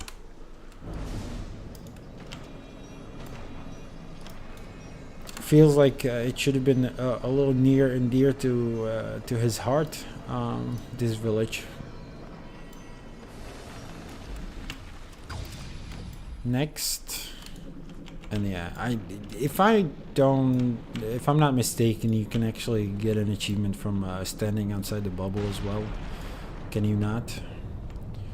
Oh God, there's a Coden cup. So yeah, this kind of confirms the theory, though, that the Coden and the White Mantle would have encountered each other, because if this is only ghosts tied to the Bloodstones, then it makes sense that the Coden would have been around, because Where am I? they've been sacrificed or at least killed around the Bloodstone when it was still in one piece, right? It's alright, Cub. Just wanted to ask you some things. Who are you? Where's my paw? Easy, Cub. Catch your breath. Do you remember what you were doing before you woke up? Well, I was out hunting. And Pa was teaching me how to stalk prey. We were sneaking up on some game, and then everything went dark. And then some voices woke me up. One was Pa. He was yelling. Did you see anyone? It's all right. You can answer. This is a friend of mine. Not at first. I tried to stand to go look for Pa, but something hit the back of my head. And when I woke up again, my head really hurt. And I was lying on something cold and hard. That's when I saw people. Golden Heart, I guess, referring to the Bloodstone. So they straight up put him up as a sacrifice as well. What did they look like? They covered themselves with long cloths, but yeah, see, that's White Mantle, right? Just their skin. They were all around me, staring. It was scary.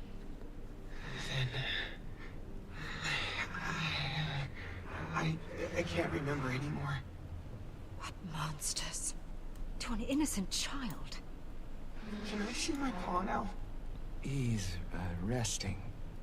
And so should you. You can see him when you wake up. Promise? Rest now, young one. You'll be with him soon. So there's that. So apparently they sacrificed the Coden as well. I mean, at least this cub.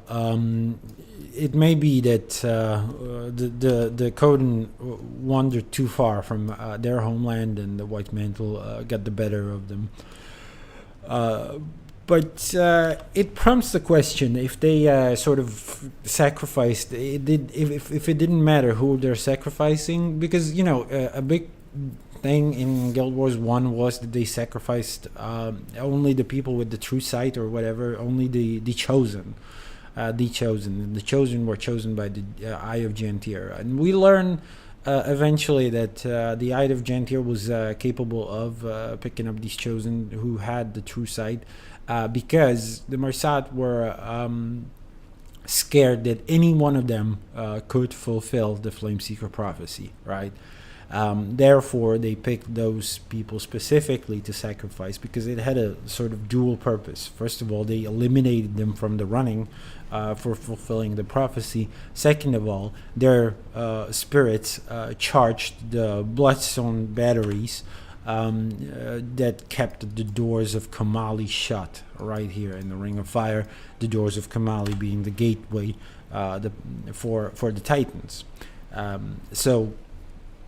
But it didn't have to be chosen. As we can see here, it could be like any spirit, including like of the Coden. It didn't have to be humans either. So it prompts the question, why in this area, in this particular area, because like the ones we've seen being sacrificed, the chosen. We as players of Guild Wars 1 have seen being sacrificed was in Bloodstone Fen, was in here. This is where we witnessed the sacrifices and where we started fighting the White Mantle. But it happened here as well. It was happening here as well around the time. And the question is, why here? It wouldn't. So obviously they would have done the chosen thing here as well because of their fear. But it seems like they were sacrificing slowly, like the whole fucking village, which is grim as fuck. But the whole of Gavriel would have been sacrificed along with some other White Mantles as well. So it was like a slaughter fest. Now it is kind of explained that the twins are psychos when they took over after Rhea, but it prompts the question a little bit: why didn't they go after the Coden more often? Why didn't they bring some of these souls? And is it because they were scared of them, that the Coden were too strong for them? Was it because perhaps just the logistics of it? They didn't want to drag the lives all the way from mainland, or was it something else? Was it just that they didn't know that the Coden are here and only at some points got the chance to sort of ambush a couple of them and sacrifice them like this? Prompts a couple of questions.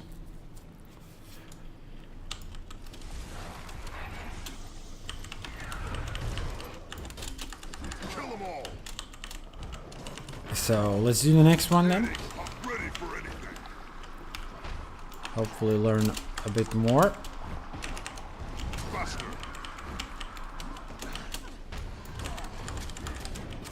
I mean, it's cool, the fucking incredible magic you're doing over there, but Waiting Sorrow, but you're way off. Way out there.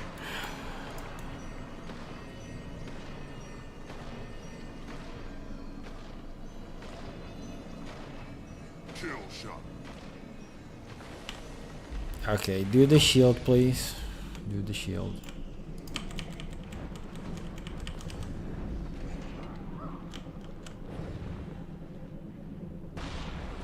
Let's ignore the NPCs that are outside of the shield. And a Char prisoner as well. Also remember, around this time, it would have been during the height of the Char expansion. Stand down. So Char would It's a have been Char around right here here. as well. Yeah. The game wants me to stand down. That's how you speak to a shaman. What kind of shaman gets captured by humans? Untie me.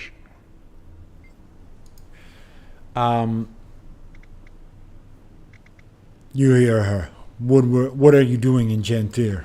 You working with them now? Things going south on the front. I'll remove those shackles if you tell us what you're doing here. Watch your tone. Guess he doesn't want out. High Warband was camped in the Cascades when we were ambushed. They took a few captives, killed the rest. Think I'm the only one left now. Between friends, I don't think I've got much time. They look at me like a meal, and they're running out of food. While just as barbaric, you did turn a city to ash. And what a bright day that was. Ascalon, you mean? The smell was magnificent. You could see the sky light up all the way from the Shiver Peaks. I'm sure you can tell us about the Titans then. They will build us a bridge to the next world. 10 more years and this one will be gone. What does that mean? Doesn't matter. He was wrong. They all were.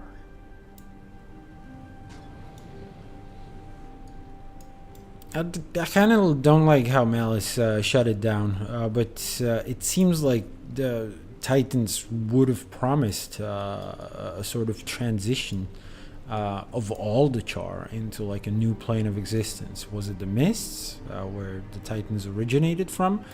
Because again, and I would like to call back to one of my previous streams. I do believe it is stream number 165 where I discussed this. Yeah, it would definitely be that. That one was so that we know for a fact that the Titans that came out of the door of Kamali were created to follow Abaddon's orders. We know that the Titans that came or that worked with the Char were also under Abaddon's behest, but not necessarily created by Abaddon's legions, by Abaddon's servants. We know the ones in the door of Kamali too were, but we also know that there were Titans before those. So it is, a question. Perhaps the ones that contacted the Char, despite working for Abaddon, may have had a different origin than the rest of the Titans. So, question is, what is it they promised? But it is very likely just like that they would take them to the Mists, right? Because again, if they were working with Abaddon. And for what it's worth, if I remember correctly as well, the Titans had an agenda of their own as well. Even the ones serving Abaddon in contacting the Char. So, yeah, it wouldn't be too out there if they promised something a little different. But let's talk to some of the more... some of the other ghosts, at least the ghosts that don't try to kill me over here. Ready for anything. Oh no, I broke it. I went straight too far.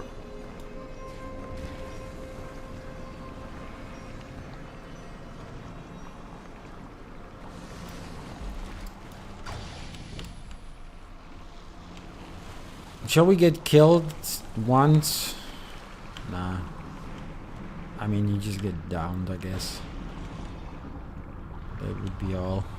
And a Mersad. We get to talk to a Mersad. Don't know how this guy certainly would have been sacrificed on the Bloodstone. I mean, the Mersad did everything to protect themselves.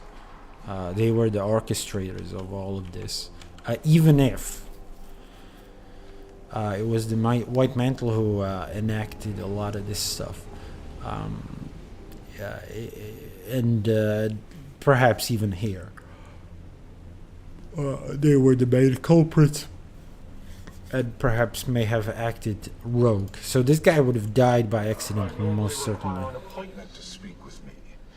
But seeing as you've interrupted my work, let's make this quick, shall we? You may speak. Don't suppose your work is Bloodstone related? Follower. Managaz. Or the Blood Phenom, if you prefer. My followers often do. You seem awfully proud of yourself. Of course. Should the scientists shun their discoveries? The artists be ashamed of their creations? I bet you fancy yourself both. Art envisions the world as it could be. Science makes it reality. My greatest work is born of their convergence. Makes cold-blooded killing sound almost poetic. Death is a distasteful byproduct of the transference of power to Bloodstone. The transfer itself is an alchemy of miracles, and maximizing the power attained is crucial. If that amplifies the subject's pain during the process, at least it will be short-lived.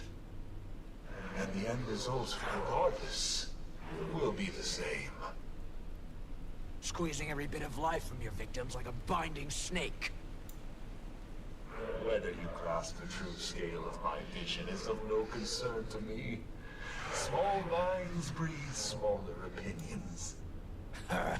Whatever helps you rest in peace. It seems like this Mersat fucked off himself before giving us more info. That leaves only one Bloodstone. Yeah, not a lot of human spirits here, unfortunately. So the town records would have referred entirely to humans. I cannot imagine other citizens of Gavril being anything but. I mean, the Mersat were the unseen ones, or so-called, because they phased out of reality. They didn't really show themselves to anyone.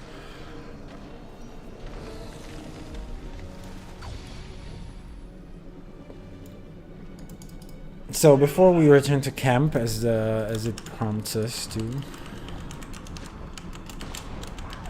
we will do a little bit of a chatting with who seem to be the twins, Cosmos May and Cordelia May. So these are from the town record, though, if you can remember. Did you need something?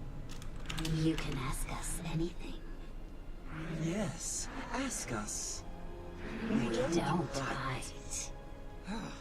Burn me. Don't these two seem fun? Yeah, so again, psychos. And I think they're gonna show it in this dialogue as well. Don't suppose you know anything about Bloodstone? Bloodstones are our area of expertise, you might say. Yes, you might. They're quite powerful and useful.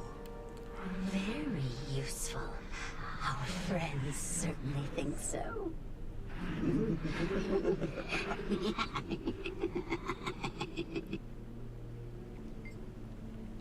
Your friends, the Mersat? Care to elaborate? Bloodstone gives one strength. With strength comes power. With power, one may do what they want. Say what they want. And silence what they don't. Or who. They're wasting our time. And they're putting my petals on end. Couldn't agree more. Let's move on. Going so soon? Shame. Shame indeed. Take care now. And be sure to watch your back. You never know Who might be out out to get you. I don't know how much of these dialogues they rehearsed. Are they gonna stick around now? Okay. They seem to be chilling with this plane of existence. Trapped between worlds. Anyway, so that concludes that. Not a lot of information gleaned, but some. Some. Not a lot about the Titans, though. Put to work against the Titans? I'd say so. And enough blood-stained history to make me never want to set foot here again. Seeing how the Bloodstone got so powerful makes me want to keep anyone from using it, Titan or not. Power accumulated off stolen lives is no small threat, but it's not Where is she? infallible. As long as we're intentional in its use, the Heart of the Obscure is our most promising solution up to this point. Let's regroup at the homestead. We can check on Pokey, then talk strategy. May the innocent rest, and the wicked run. Alright. Wayfinder, what is it? Are you not headed to the homestead? I know who you are, Waiting Sorrow. Ishkaran broke rules to ascend you when you were suffering. You're not just a wizard, you're a fable to the Bearkin. Quiet! Quiet! Please. Don't tell them. Don't tell Pokey or Alder. I am not a fable. I was just hurting. Coda's voice, it burned my core raw. It would rattle their worlds. Don't, please, don't. I'll see you at the homestead. And yeah, so we confronted her as well. I'm surprised we did that in Reach of Malice and Kate, but I guess there's no hiding that from them, or no point in hiding that from them specifically. But again, quite the panicked reaction, right? It seems like they there is some sense in keeping this a secret.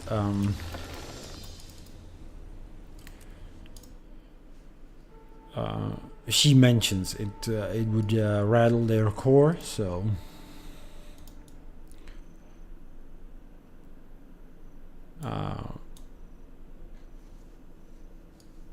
We're supposed to reveal Waiting Sorrow's true identity to Stoic Elder. So, well, true identity. At least, like, part of the identity.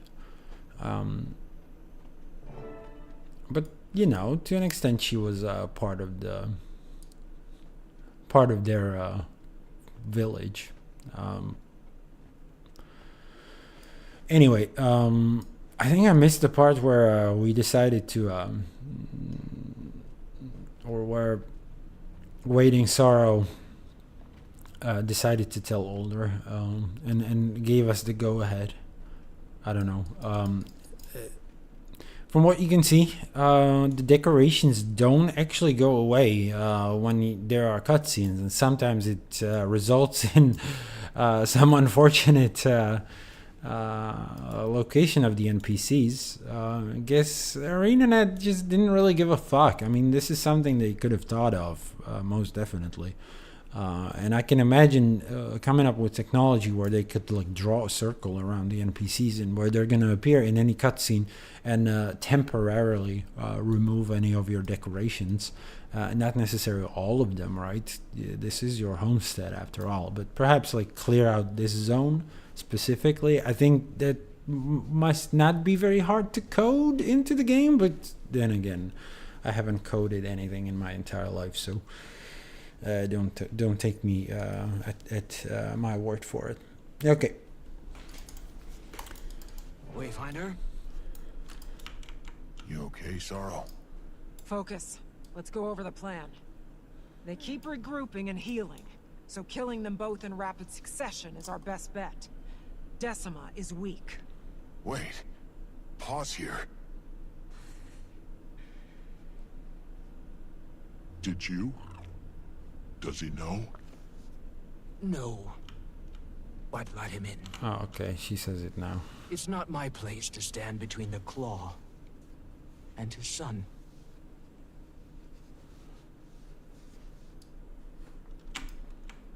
Hey, yo, what's up, Stoic? Come on in, Stoic Alder. Pokey's inside. If my son's involved, so am I.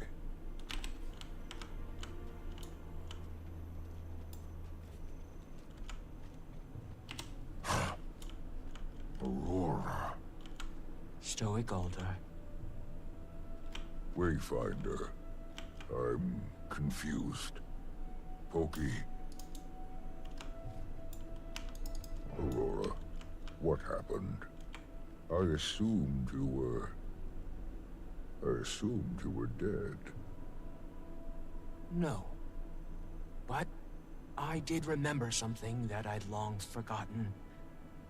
Glimpses of my people. Someone I left behind long ago.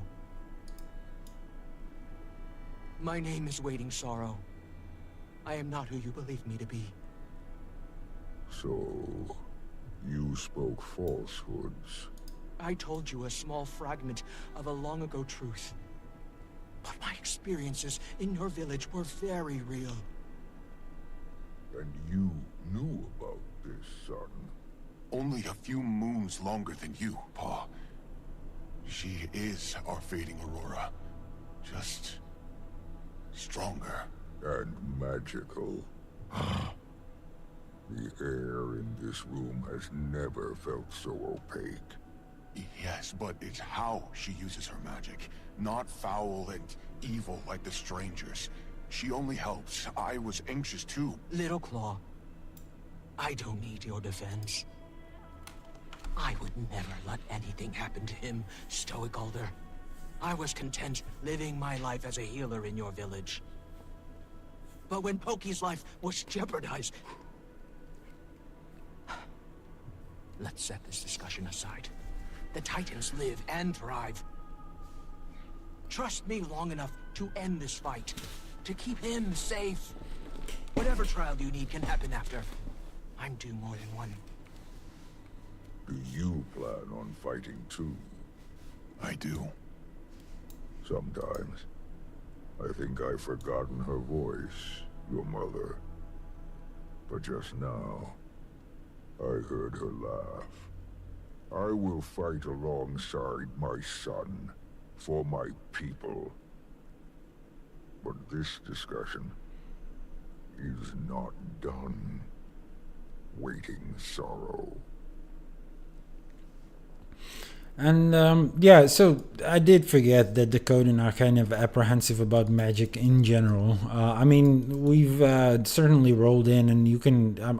I mean, I'm on a warrior right now, but you can roll in on like whatever, like an elementalist, and they won't be as apprehensive about you as they would be about anyone. I think. You know, so they don't like magic, but they do like Journeykin, who are made of magic. So it is their relation to it is a little complicated. Yeah, but it was certainly an aspect that I did kind of forget during my discussion about why they were so shocked to find out that she's not who they believed her to be. That she's not like a simple healer, but that she is indeed a wizard. And a wizard of the court at that, and has a lot of magic going on. So that explains some of the shock of Poised Arrow initially, and also this conversation in general. Still, I don't think the main point of my discussion, or it takes away from the main point of my discussion, that we should have seen a little bit more of their relationship, that we're kind of informed of this post facto. We kind of have to reconstruct. We kind of gotta reconstruct the strength of their relationship from this shocked reaction. And if it's more shocked because she's magical, so be it. The point stands. How are you doing? You know well the trail of disappointment I lay. But I've never yearned for forgiveness more than with them. After we end this, we can have those conversations. After we end this, Isgarn will tear my soul from my core and trap it in an echo. He's old. You know what we do to Char past their prime? Give them a desk job. I like you. I'm old too, and I'm tired of running.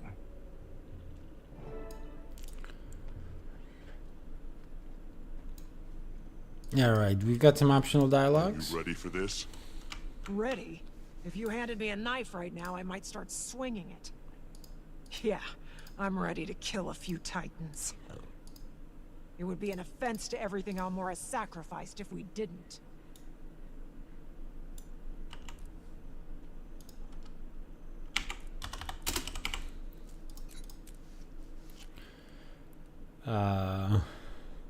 Right.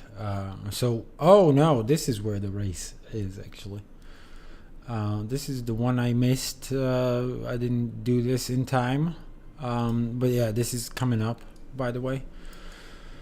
So let's keep an eye out for that as an achievement. And we're talking about Decima.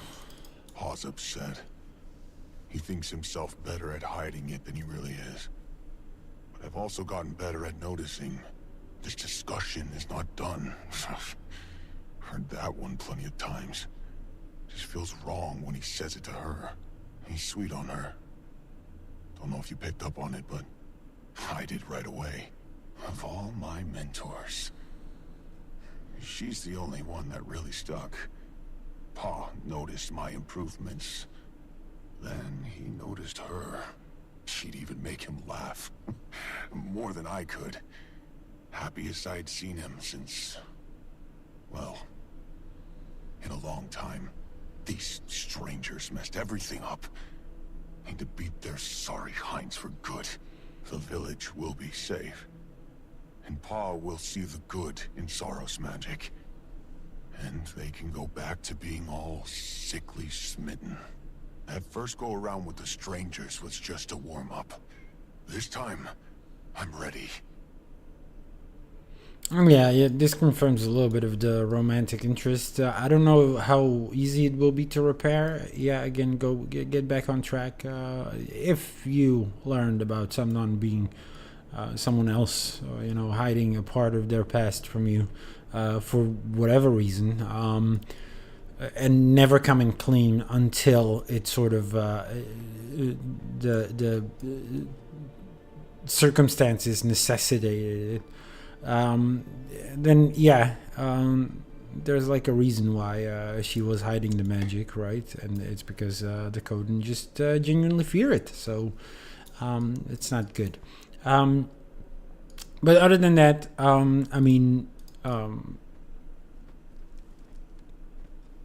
was there something else I wanted to discuss? Not necessarily, I guess.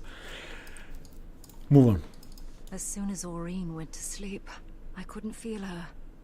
No more warmth whenever she woke, or heartbeat when she flew. It took me a while to get used to that. Missing her. But I have now, I think. I've made peace with it. If only our girl saw us now, fighting a Titan. She'd be upset that we were risking our lives. But don't let me bore you with pre-battle musings. Moments like these make one prone to reflection. And I have a lot to reflect on. Sure thing, Kate. And yeah, I wanted to mention one more thing. Poised Arrow saying the Titans ruined everything. I feel like she would have had to come clean eventually, right? She would have known that eventually there's the wizards would find her, would locate her, right? She couldn't be in hiding forever. The past would have caught up to her eventually. It was just was she planning on hiding it forever, or would she have revealed it at some point? perhaps you would have forgotten magic altogether and just straight up become a healer. I mean, still quite risky to not tell anyone of your past, but especially now that they trust you, it's complicated. I understand the motivations, right? Last we spoke, you'd stoked in me a firestorm on my son's behalf. How quickly you've fallen down my list of concerns. And how I wish that weren't the case. I may not look the type to be swept away by emotions' flurries, but I must be careful when I allow my heart to open. Nah, chill, man. And to whom? Nah, chill, man. So I've learned this much to be true. No one is ever quite who we believe them to be. Still, that rare soul may come around who we're willing to stake our trust on, hoping they come close. But this discrepancy I find before me is one I could have never prepared for. Instead, I find myself standing on the precipice of battle, my son at my side, preparing to fight, same as his mother before him. So yeah, when you get I mean, I can understand if this might be boring to some people, these characters and their little like home, village drama. But you know, when you allow yourself to get invested in this, it's really cool. Stoic Alder has like a fucking kick-ass voice. However, the line delivery is sometimes off, at least to me. And with him specifically, I noticed that more than anyone else here. That's my sort of only nitpick about this. Now, I desperately need to go to the toilet, unfortunately. So, once again, I'm going to have a little break. Very, very short. Short. Let me throw up the pause screen here, and I'll be back, and we're gonna get through to the next instance, what seems to be the final fight, right? So a little tension. Okay, I'll be right back.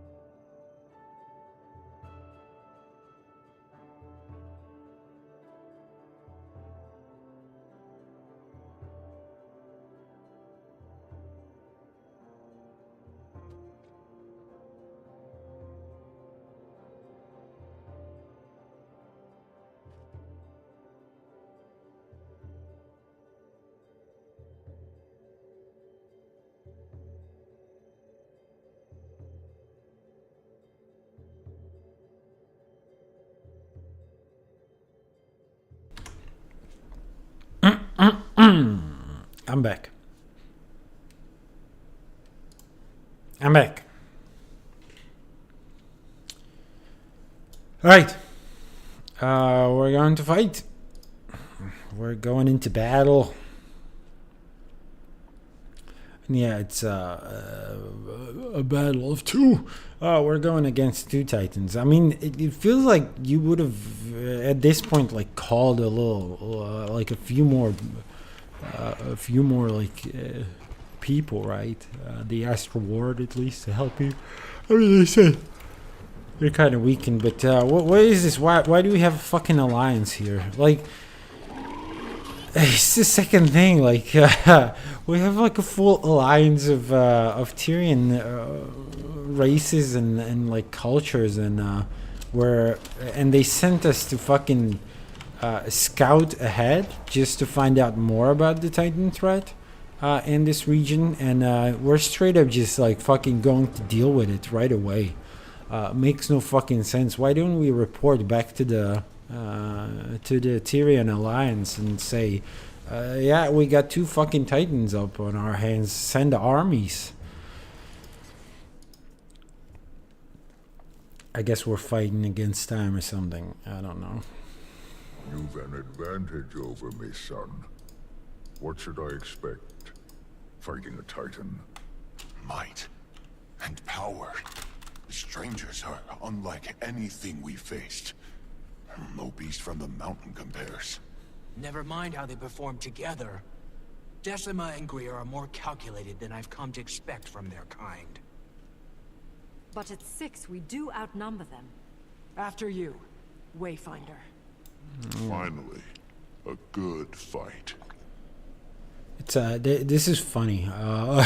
We outnumbered them. It's like fucking ants trying to take on a fucking, I don't know, a wasp or whatever, and saying, oh yeah, we outnumber it. At 6, like, you know, a couple of wasps too. It's like that's kind of how I feel. They slither toward us with venom on fang. Watch yourself. All I see is another opportunity to turn breathing flesh to paste. I welcome them. They're siphoning energy from the Bloodstone. Attack Decima while Greer is out of reach.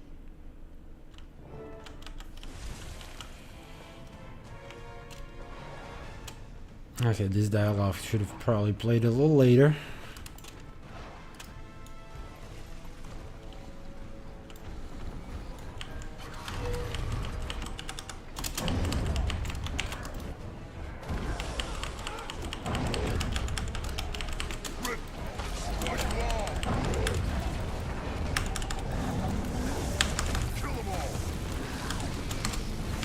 Oh no, she's doing the fucking AoE again. Same as she did in the meta fight. Okay, we should get ready for the races.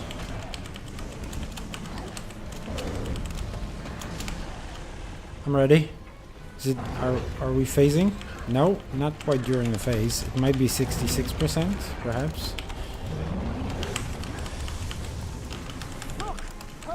Ah, there you go. Oh, okay. Journeykin, right. Shut up. Let me hop on. Okay. Luckily, the counter seems to not have started just yet. I am on a cooldown. Okay, cool. We got out of combat there. Ah, there you go. Yeah, most definitely I can. And in time, too. So I wasn't quite sure what to do here. Last time I wasn't ready. This time, it's not gonna be an issue. It's gonna be barely an inconvenience. There you go.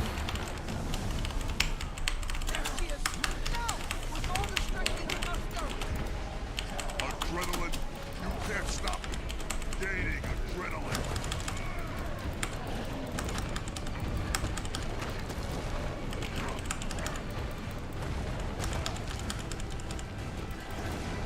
I can't. Back, sister, back. You'll be turned to scream your willfulness moves your legs.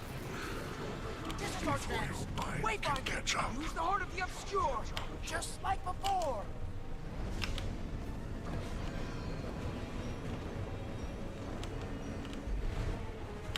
No. Adrenaline rising. Are we gonna see more ghosts?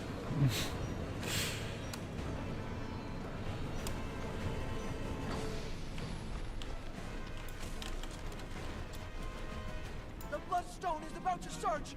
Come to me. Should have maybe informed the rest of the group too about this. Gotta keep compensate for the delusion of my kin. Your bloodstone ripples through my every essence.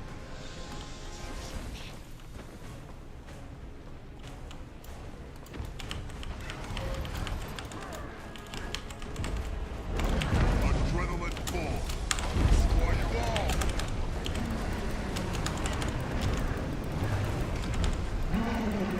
Adrenaline rising. Would you fucker say? Kill them all.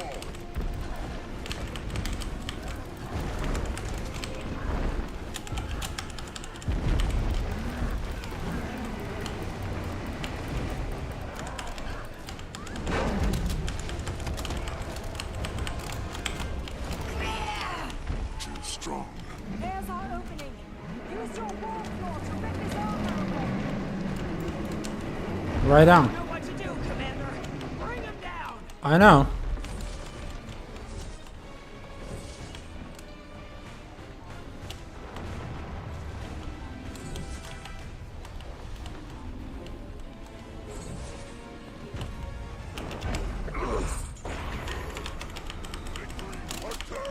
Gaining adrenaline. Kind of pieces of shit, aren't you? You can't stop. You ain't shit, bitches.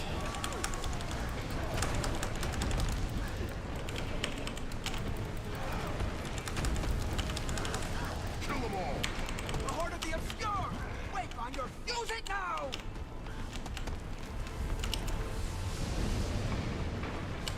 Damn. Something's canceling my animation here. What's up? What's happening? Getting pumped.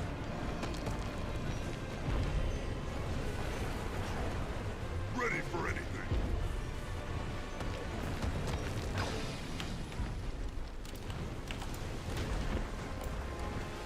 The Bloodstone. Behind me, everyone.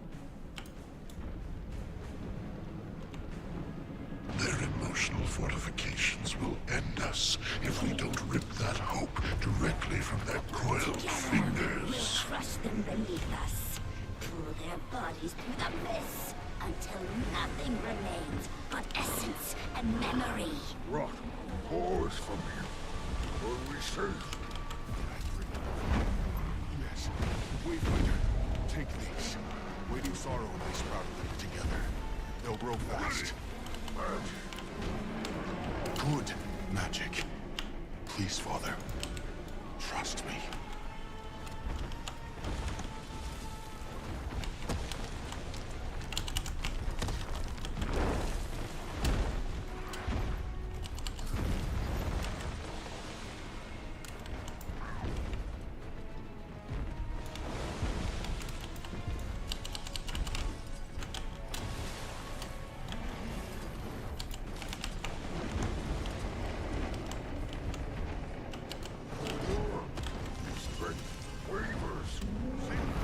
Attack now while there's an opening. Okay. Kind of split up here, but split the party.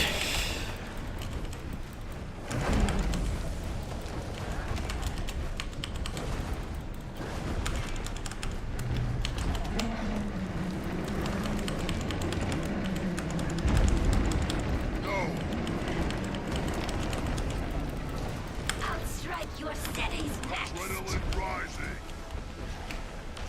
I don't have enough. Yes, I'll set them up. You distract the Titan.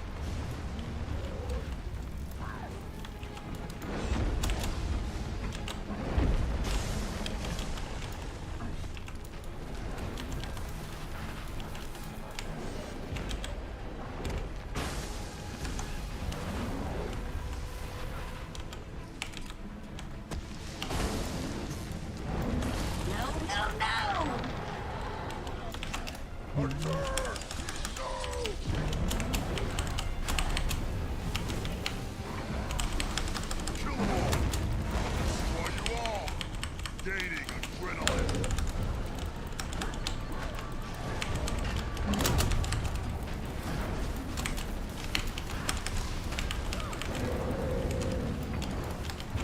Foolish tricks will only speed your march to death. We have any more sprouts? Plenty. Here.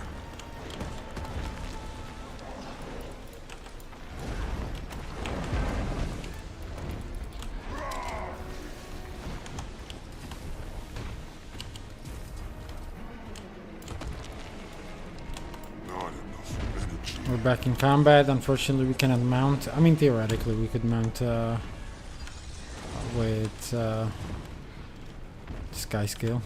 Also got the ability to pull us out of combat.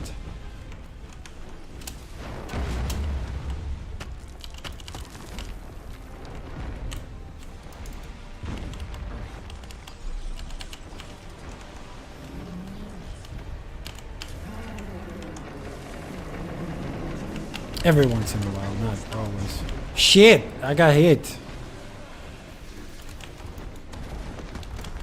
Sorry, my bad. My bad, mate. Here's our opening. Make it count. Gaining adrenaline. Kill them all.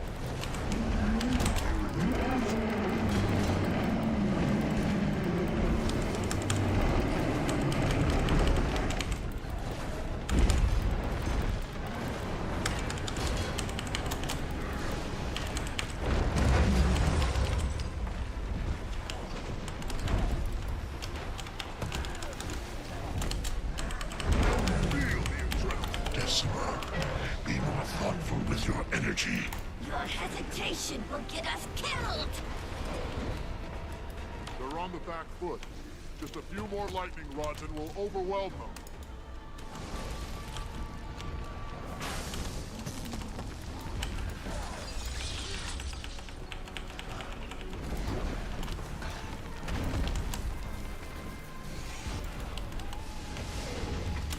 I feel strong.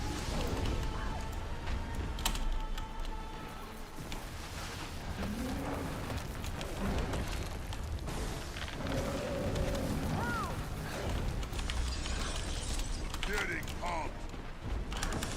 Ready. Destroy you all.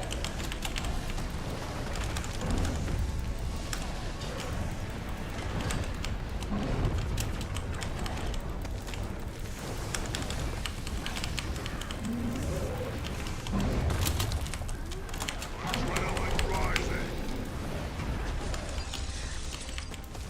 Ah! Fuck.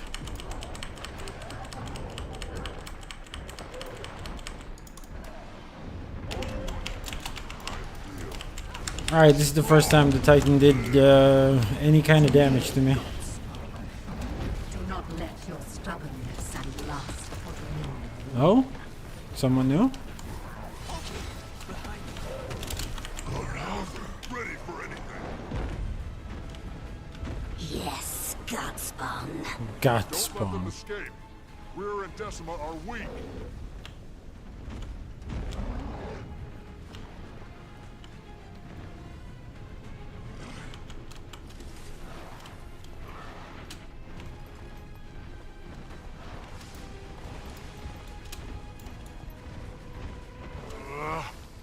I think not. But spill no tear. Your bravery is What? excellent. Who are you? We are all Godspawn. But I am Ura. And I am far stronger than I. I see none behind yours. Retreat, and so shall we. Orders? Be wise. Stand down. We stand down. The dialogues are We can playing too defeat quick. them. With two nearing death, what's The another timing going is to off. cost us? Voiced arrow. No. That cost could be our lives. Good. Bring Decima. Come. So yeah, it seems to be another Titan. I mean, they confirmed it. She confirmed it. Well, she confirmed it. It was Decima herself who called her in the previous dialogue. I don't know if you remember that. Again, my previous stream, you can see that there. But so yeah, they say.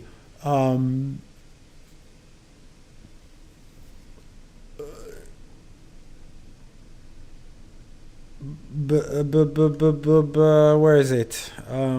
Well, she's stronger than her stock. Yeah. So she says we are all Godspawn.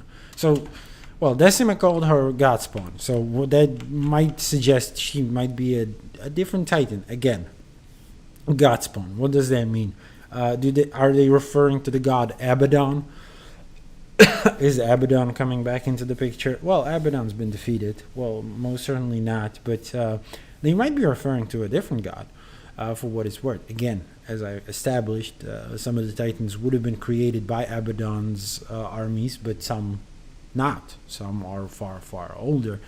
But then she says, we're all Godspawn. So again, referring probably to all of the Titans. But then she calls herself stronger than her stock, which confirms that she is a Titan, but also that she is a Titan higher up in the hierarchy based on her strength.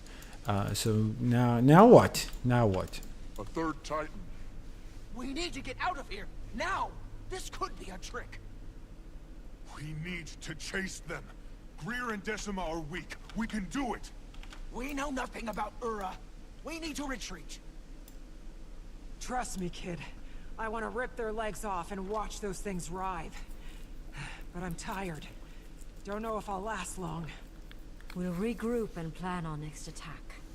We all need rest. I'll take you back to the village. Our minds are thick with fog. It's not time to make decisions. We rest. Okay. Yeah. Yeah.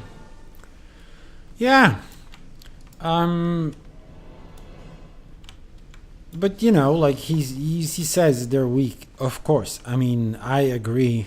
We should fucking murk them. Let's fucking. I'm not afraid of anything. You know, I took down gods. I took down dragons. What the fuck is a Titan? But then the other thing is, well, we can always regroup and get more people, right? If there's time to sort of fall back.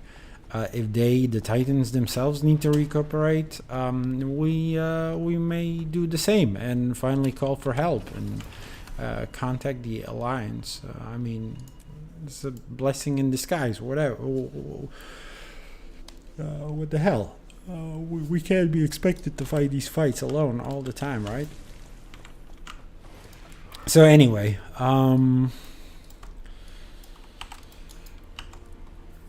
we've got one more achievement to go for in these story instances, and that's reflective reading.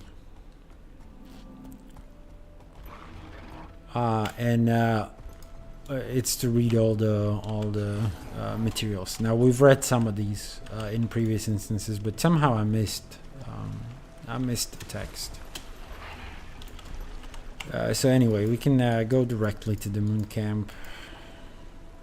The heck happened with my map? Well, it's not the moon camp. We're going to the village first. Right, of course, into Stoic Alder's house.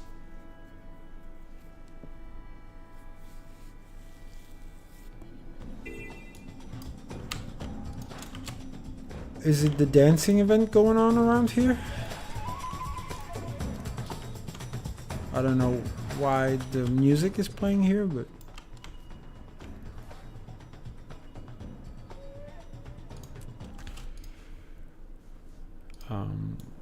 and it's called Sorrow in These Halls.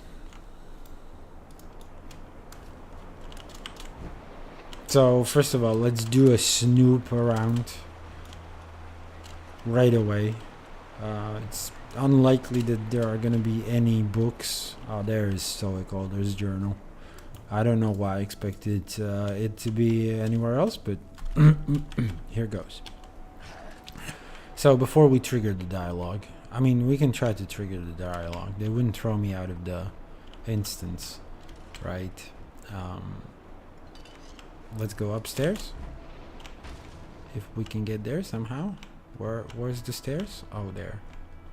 I've spoken Oh, with shit. Dagonet. He's informing the rest of the Alliance. They'll likely meet in the coming days. We failed our hunt. We could have also died, Cub.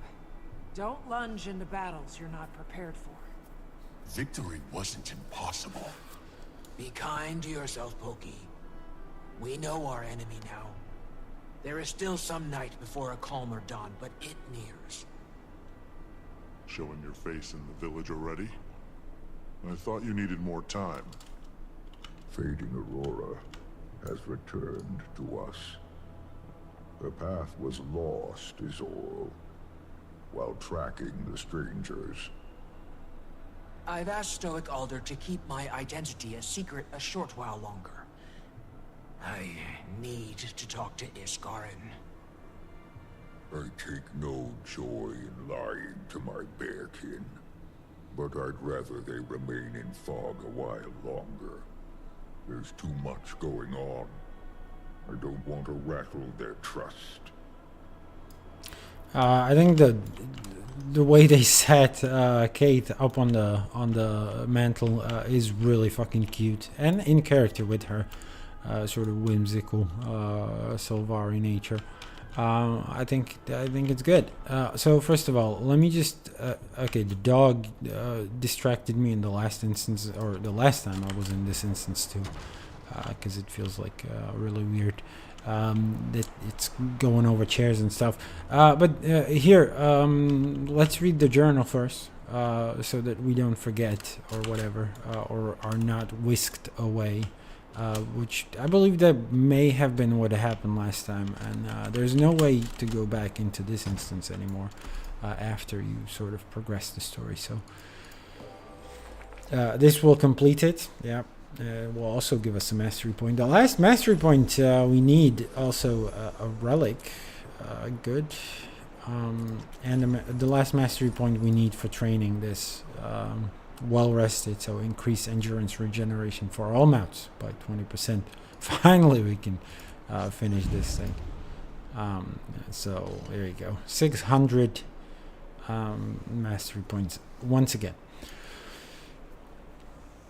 The ocean smells different here in Lion's Arch. The coasts of Jantir are harsh, frigid, and unwelcoming to gentler folk. But there's an alluring melancholy to it when one watches storms gather above the isles to the north.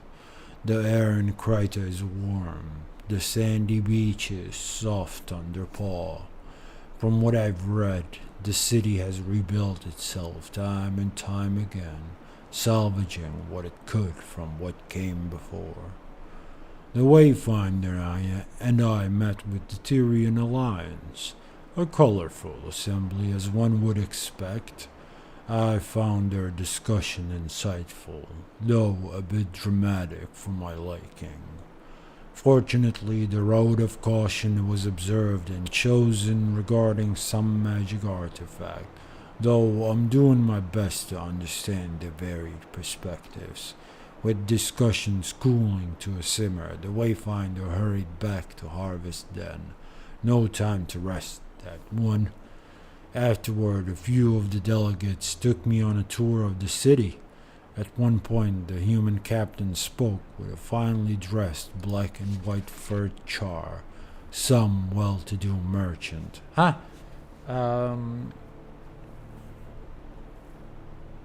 What's his name? I'm blanking, but the owner of the Black Lion Trading Company. I'd wager my presence seemed to perk his curiosity.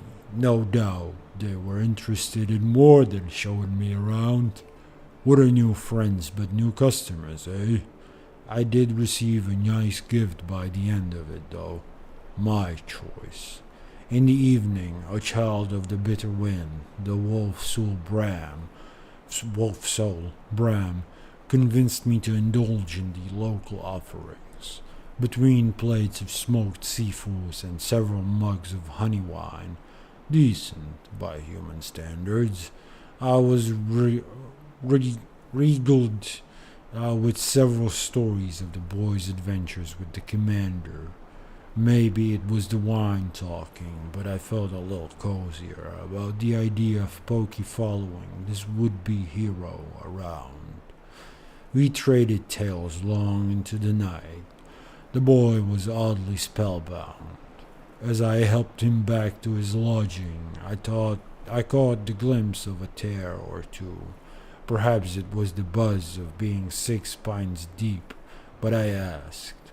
He'd mentioned, so it was a tear, not a tear, sorry. He'd mentioned his paw once or twice, past when he was young. In his words, listening to me spin tales of my home, of Silken Weir, and her fight against Jormak, it was as if my voice, my words, became his paws.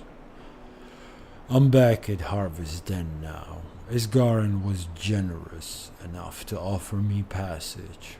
Were I not to step through a magic door anytime soon, I would count myself lucky. I made sure to leave Bram an open invite to visit our village. I think he and Pokey would make fast friends. Cute. Cute, indeed. I'm just gonna check that achievement too. So the next one is Letter from Lear. That one should not be here. That one should be elsewhere. And a Collective History, Volume 6, which, for what it's worth, will probably not be here either. Well, considering I did find the latter two texts, I am only going to assume that they are in the other instance. We'll see. Either way, let's discuss. Start Do with you regret helping us? story called If Dark. I hadn't, we'd be burying our dead in the bog. The bear kin are resilient, but we must recognize our limitations. It does not mean I'm not cautious of you or of waiting sorrow.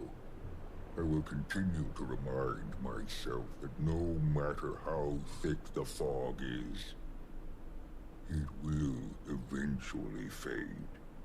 When it does, the path will be visible again. For now, I watch and listen. I understand you're frustrated, but you need to know when the risk just isn't worth the potential cost. Then when will it be worth it? We've screwed it up twice, thrice, counting your first go-round. How many times do we let that happen before being cautious becomes the risk? Little Claw, the scale of this is greater than any of us expected. Impulsivity isn't the answer. Then what is? What if they're out there killing while we're just standing around? Poised arrow. I'm just asking the questions everyone else should be. Sorry we couldn't kill them. I'm a strategist. Didn't see another way. Doesn't mean you have to like it. Oh, I don't. Hey, we're fine. Made it out with our tails intact. Just a lot to untangle. You know what I'm thinking? How different would things be if the Titans hadn't mucked everything up? If we didn't burn Ascalon? Oh, you mean Probably that still eat back? people. I'm spitting about blood that belongs on someone else's hands. We weren't good, but we turned out okay. The Char. Well, better now that Bangar's in a cell. But how do we live with all this? It just gets hard to weigh the guilt and the anger. Someone has to look out for whoever comes next. Yeah. Yeah, we're alive. Sometimes that's enough. And I've worked too damn hard to make this place bearable. Kate? That didn't go as planned. Hardly the first time. We're plenty used to that. But I'm afraid the cub is taking it hard. Losing gracefully comes with experience. At that age, you're beating down the door to the world, ready for whatever life dares to throw at you. Because you don't yet know how much life can throw. But you find out quickly. Still can't help but worry about him sometimes. That's how it goes. One minute they're silly little things, toddling around, worrying you sick. The next, they're grown. Big and strong and off on their own. Still worrying you sick. But that's when you have to remind yourself. You've done exactly what you were supposed to. Taught them to stand on their own. And then let them. So, you might be wondering, as a Sylvari, what the fuck she's referring to. She never saw any fucking children around, right? But remember, she's probably referring to Aureen. We've been there since her birth as well. When I left the Wizard's Tower, a Wayfinder hadn't been named in years. They must trust you. Not at first, but helping them keep Omnitas afloat and defeating Iskaran's nemesis didn't hurt. Will you come with me? I could use that confidence of yours. Of course. I'm not dead in a canyon. None of us are, thanks to you.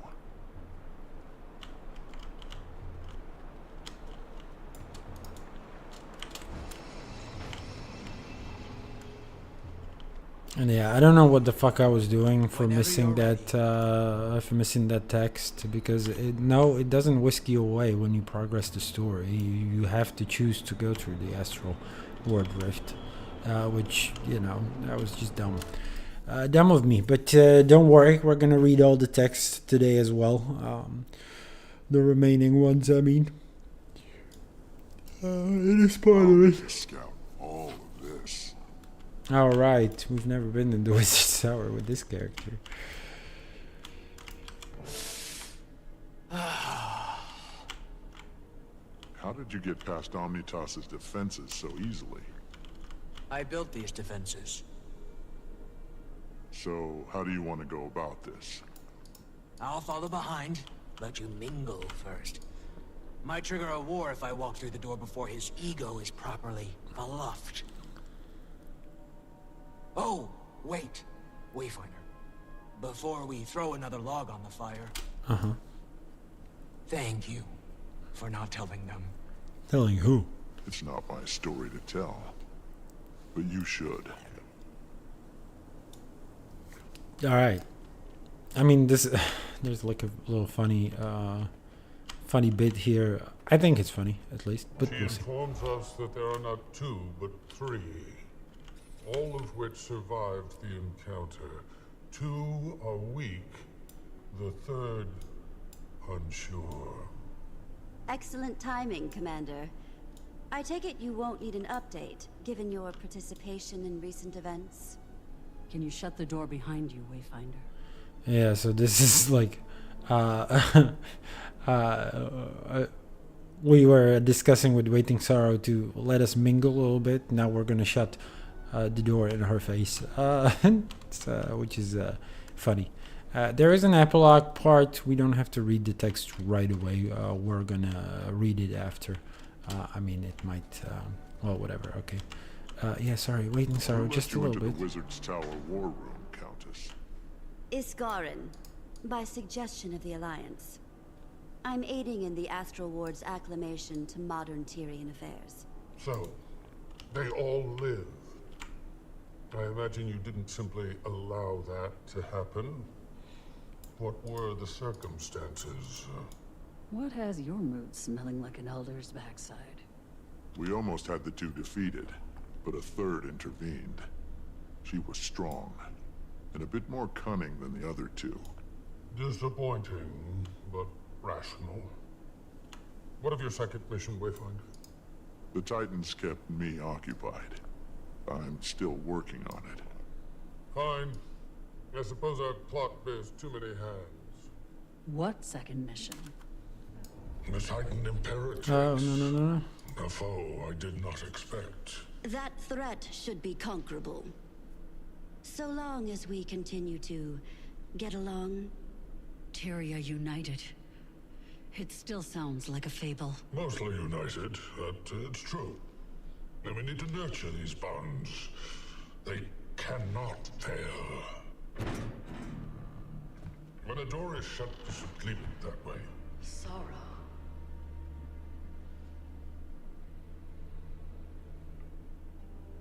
Ren.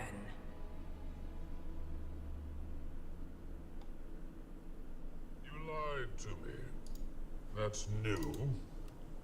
Did she fill your mind with wild theories and hypocrisy? Don't be dramatic, Ren. You know they're beyond simple manipulation. And I didn't come here for a fight.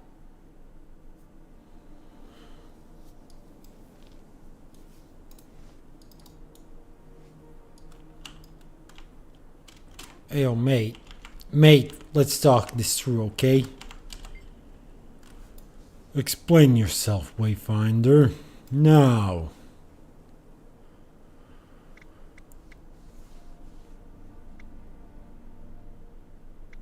Did you expect me to detain her myself? I brought her to you. Did you expect me to detain her myself? I figured I'd bring her straight to you. I'll deal with you later. So, how did you get inside? Towers always liked me best. You know that. Waiting sorrow. You're... My dearest friend. I'm fine. And I have stories to tell you. Stories! The cause of this whole Titan incursion may fall at your feet, and you want to tell stories. Your instinct to make everything an intellectual brawl has always been exhausting. Then explain. So help me, Iskarin. I will open a gateway and lock you in Abaddon's cell for a century. It's fine, Dagda. His alarm isn't unwarranted. I left you all. I abandoned the Astral Ward. I didn't say why. Jormag raged in the north, threatening the Highland and Lowland Coden. They needed me. But when Jormag fell, the storms calmed. My mind was stilled. And I couldn't return yet, though. I needed them. My people. My presence during the Titan attack was purely happenstance. I sought to remedy it, but then your Wayfinder tracked me down.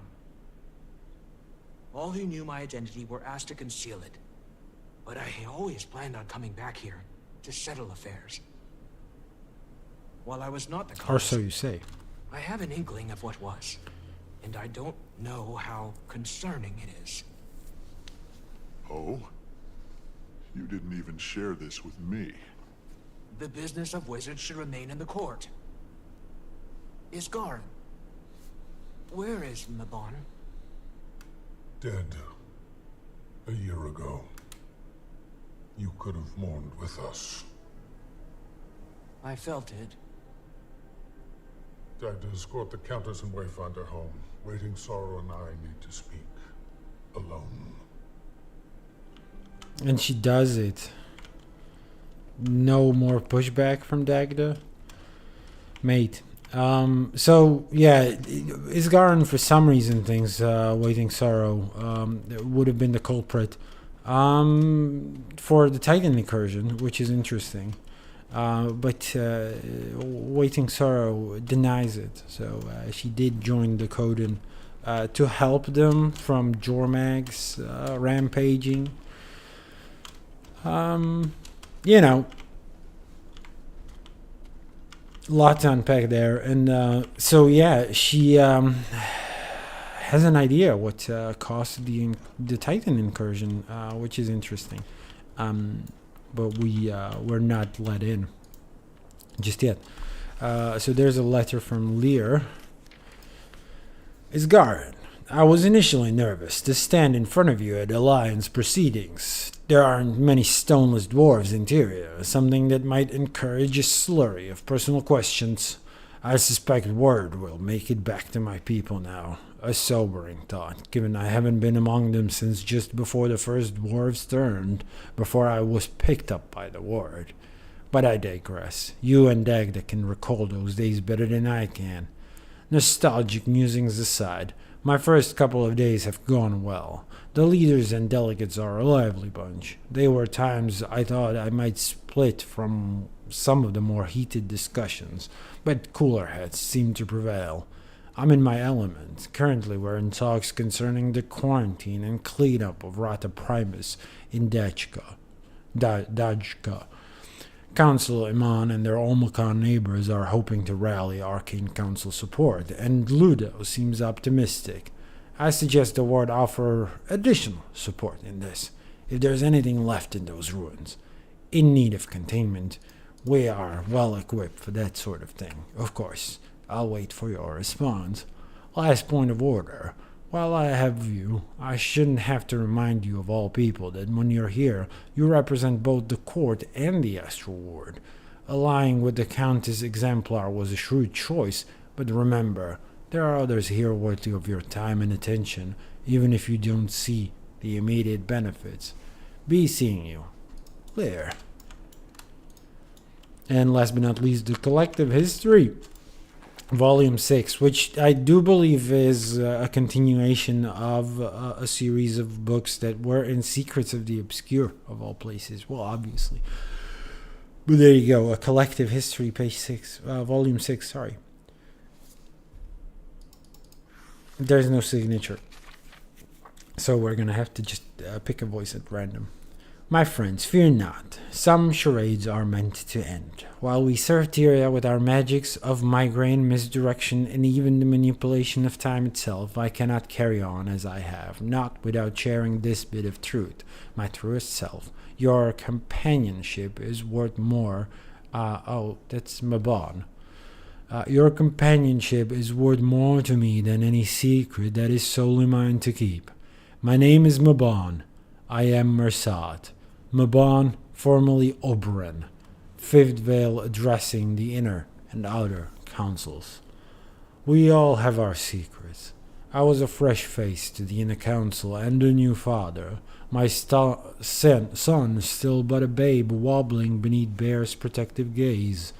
The wails of both councils and even the keener members of the Shroud were very that the collective's Fifth Veil, one of its founders, had spent over a century participating at a distance. There were some folks, me included, who were ignorant of the Mersat and their history. Well, hold on. Now, this is a little... Well, this is some other speaker now. It's not Mabon. Whatever. Okay. Third Veil, Sita Loudsor, and I were the first to speak with Mabon after the council's deliberations. If he should remain on the inner council, much less in the collective. I wanted to reintroduce myself, offer him a drink or 10 at the Muse's bar on my tab. He obliged, perhaps only out of guilt, but I assured him he was among friends. He still is. A few glasses in, Mabon was as generous with our questions as I suspected he could be. It was clear that he had allegiances beyond the collective. Many of us do. He was stressing over a trip northward to Gentir, to the ruins of an old Mersat city. Said it was penance for the past, a promise made, one former monster to another.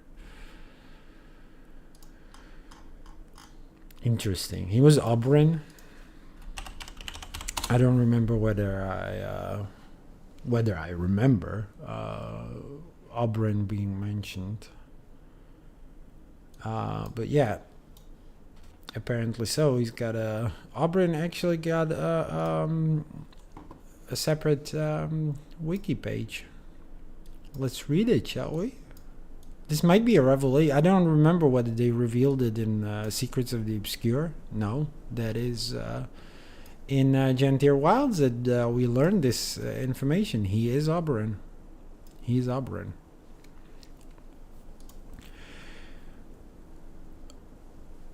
As a child, I'd heard my oh, and yeah, it is in Collective History, Volume 5, which is... No, wait a minute. No. So this is part of the community, someone in need. We did this on stream as well. We would have read this. There's also related achievements. Disco Dancing Delver? Really? How is it related?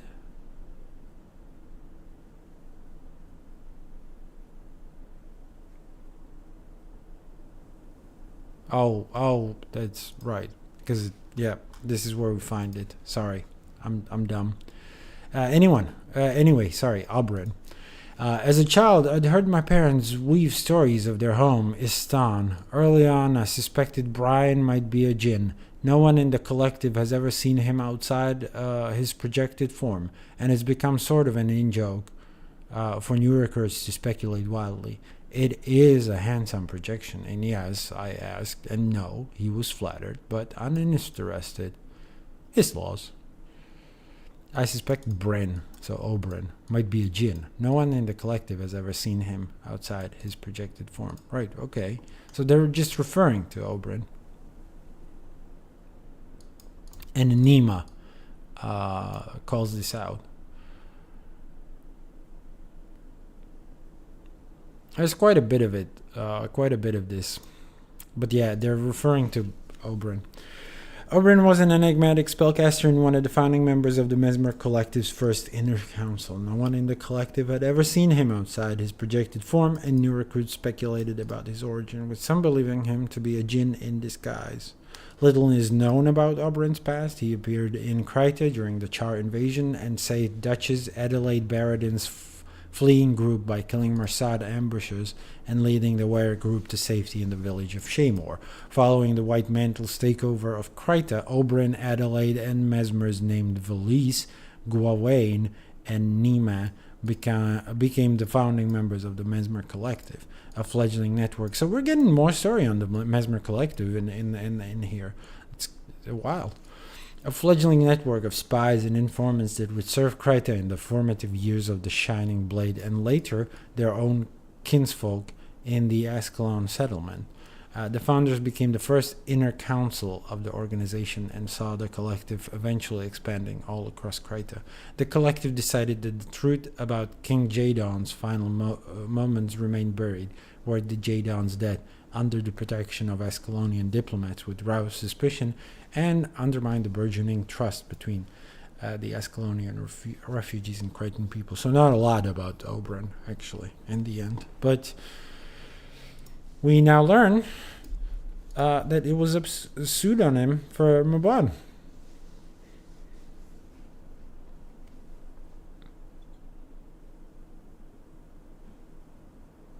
Only projecting himself, ever. It's consistent. This is cool. He appeared in Kryta during the Char invasion.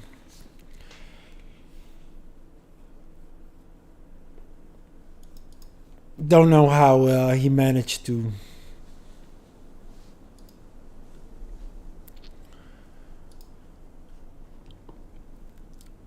be finding a collective, finding like a group of like-minded individuals through projection alone. But there you go. We learned more about Mabon.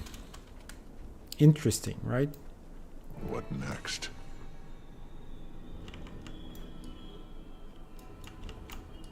How did you get involved in all of this? It was Livia. A perk of having friends with their fingers in too many pies. She introduced me to Mabon privately. He was scouting new recruits for his little guild of mesmers. I joined it only to keep tabs for the Queen.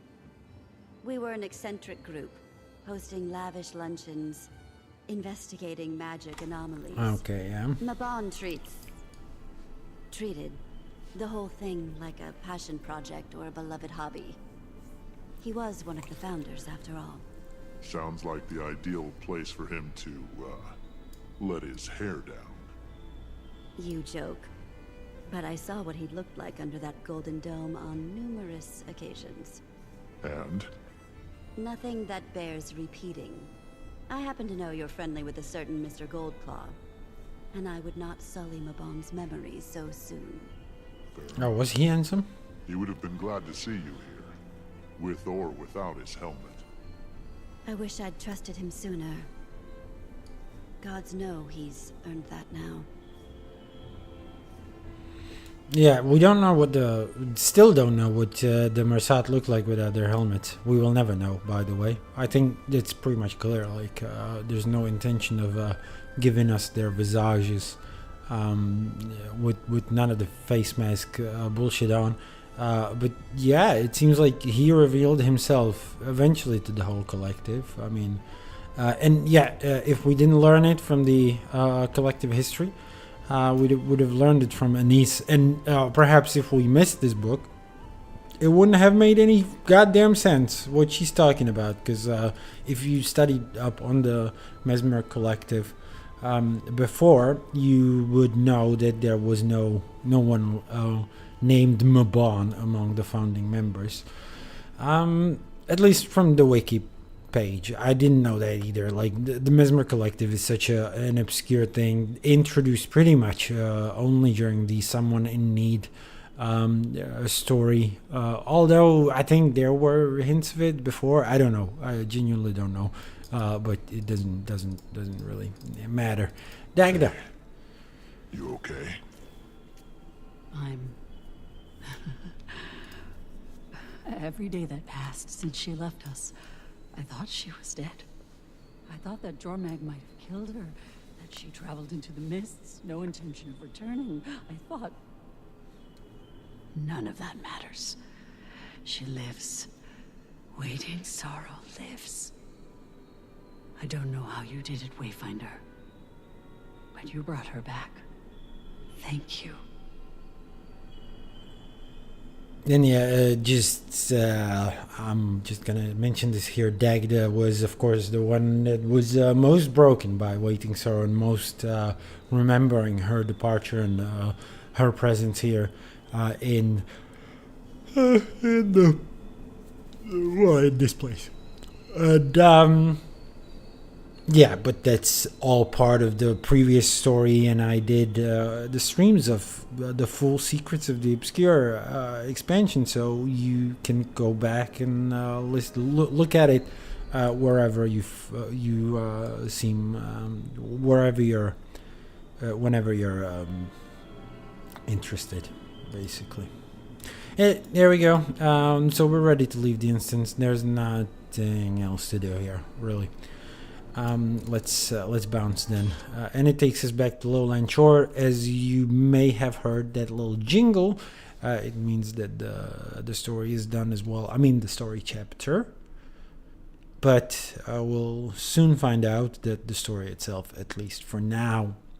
So we achieved our goal. Yay! With these streams, we managed to get this into.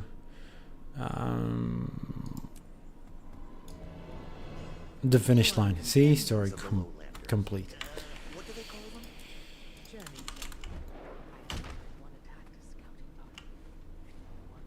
Anyway, we're not quite done though. At least I don't feel like being done. I feel like we should also finish the Titan Researcher, because this is a bunch of interesting stuff. So... yeah, I'm guessing we are supposed to talk to Farah again. They are talking about the Priory Library. So, are they referring to the library next to Lion's Arch? You mean the Dermot Priory? Let's try it. There might be a little more story to squeeze out of it. And yeah, so... bit more of a cliffhanger this time around. The Titans sort of pulled back, and we're supposed to, Yep, it does give us a marker here.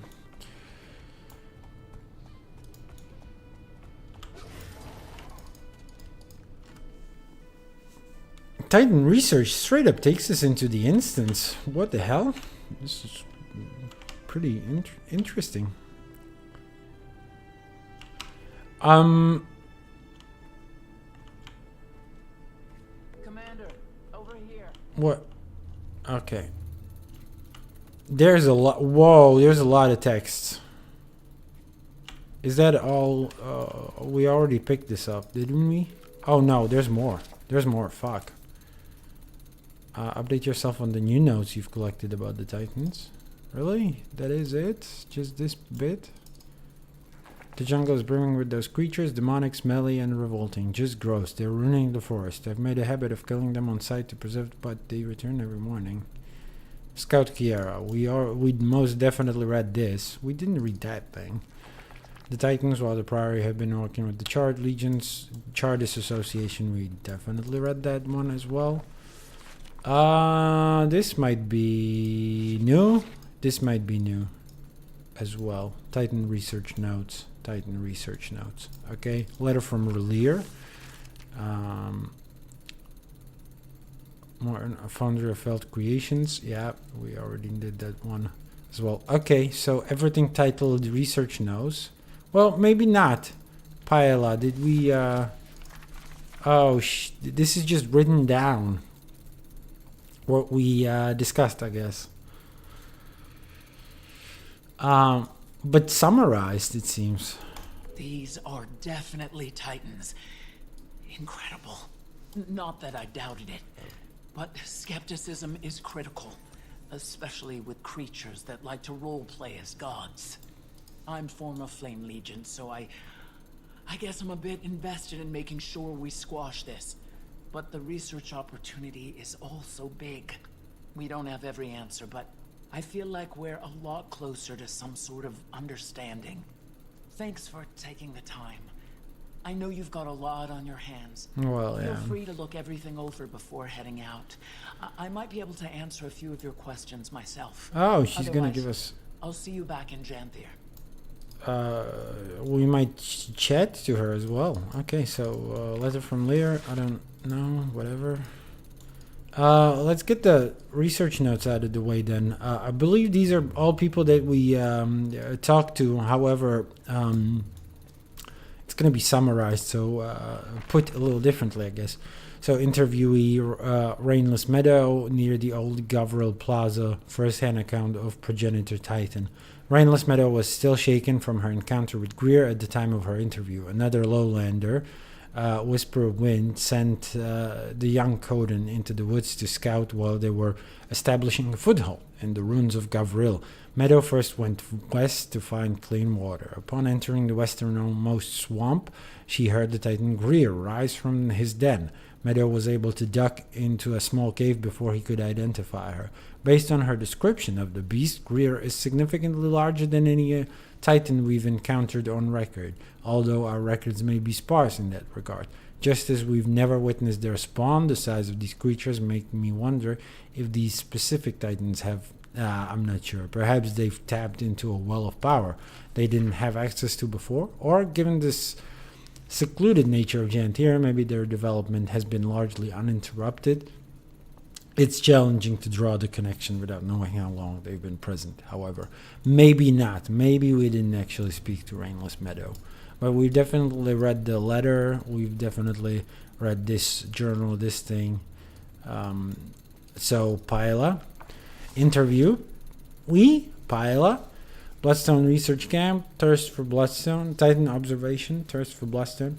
Paella, another member of the Astral Ward stationed at one of the Bloodstone research camps, confirmed that many of us suspected. The Titans feast on Bloodstone. Looking back at all the information that we've collected to date, I'm very happy with our research. In summary, our modern Titan threat is at least a little different from those we encountered before. This is likely because Greer and Decima's growth has undergone uninterrupted in the Isles of Janthir for an undetermined amount of time. The Bloodstone may be another factor in the growth, as well as the other mists energies that are present in the area.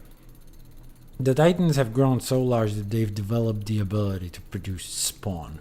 Yeah, so this is new, actually. We don't know. I mean, they when they split up in the past, they did produce spawn, let's say, but not like this. They do match our records in one very notable way, and that's their evolutionary talent for blending in with their environment. Greer favors the swarms of Jantir Syntri, while Decima has evolved into a conduit for storms.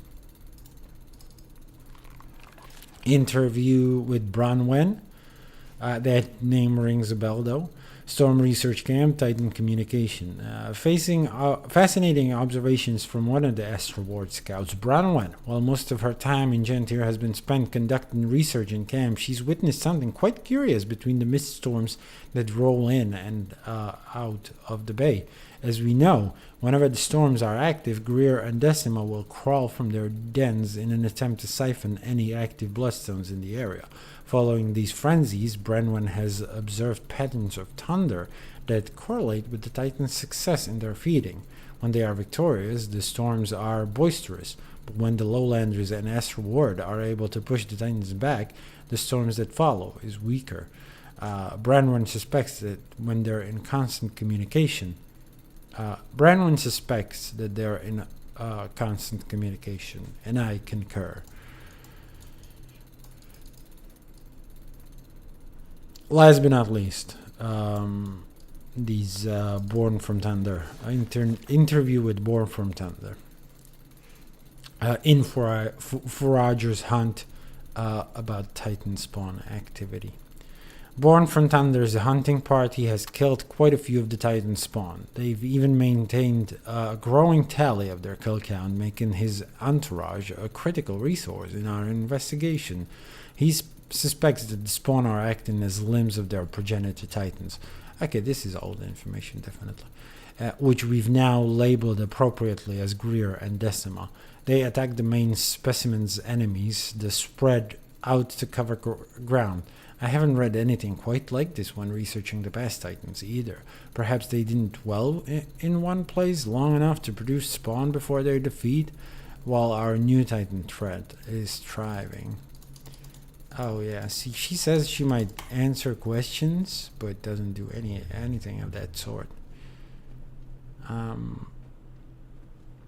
So yeah, unfortunately, that's it. That's it. But we're a little wiser on the Titans and their change. There's something different about them. That can be said for sure. What it is?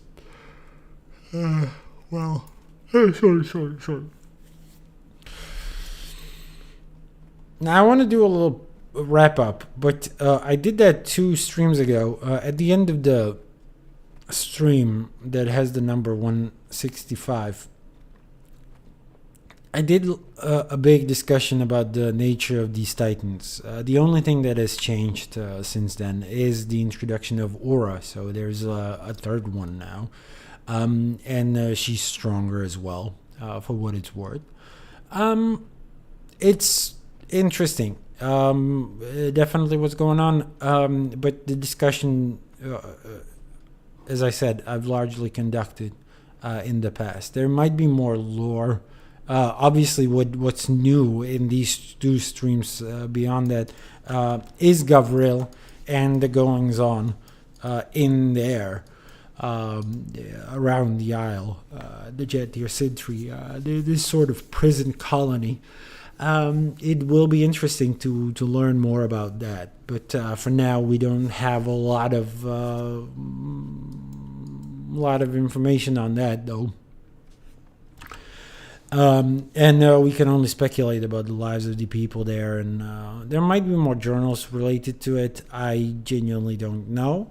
I don't know whether I read everything, but more might be revealed in the future. And their motivation to do this beyond, of course, charging the soul batteries and stopping the Titans before they ever come into Tyria in the first place. So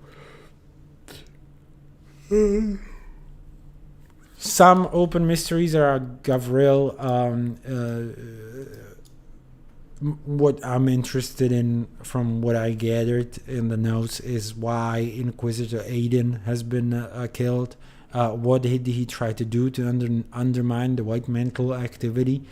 And also Machalina, whether they survived or not.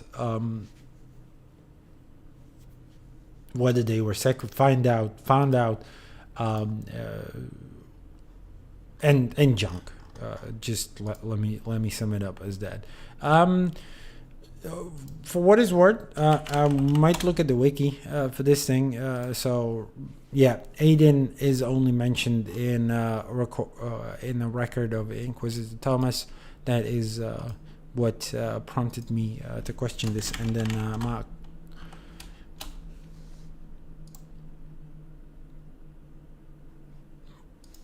I am writing it correctly. So it's Inquisitor Machalina's journal. There are 3 records, and we found all of those as well. So 2 names that we might keep an eye out for. Otherwise, it seems like a very straightforward story, what happened in Gavril. So the biggest question is definitely about the Titans, what brought them here, who are they? Are they some of Abaddon's spawn? What are they after, actually? Why are they acting so? In the past, the Titans would have acted, all the Titans we have encountered would have acted to aid Abaddon, basically. But we want to know a little bit more about these. And yeah, not a lot of other mysteries, really. It's going to be all about the Titans and the Titan threat. So not much for me to discuss. Perhaps give a little review of the expansion. I like it. I like it a lot. I think the story is not as convoluted. Doesn't throw a lot of those curveballs.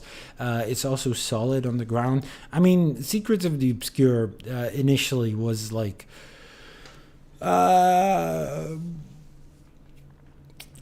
I mean, I liked the first few patches. Then Nios came, and Nios was the most horrible sort of dip. Well, it wasn't the most horrible. There were definitely darker points in the story. I mean,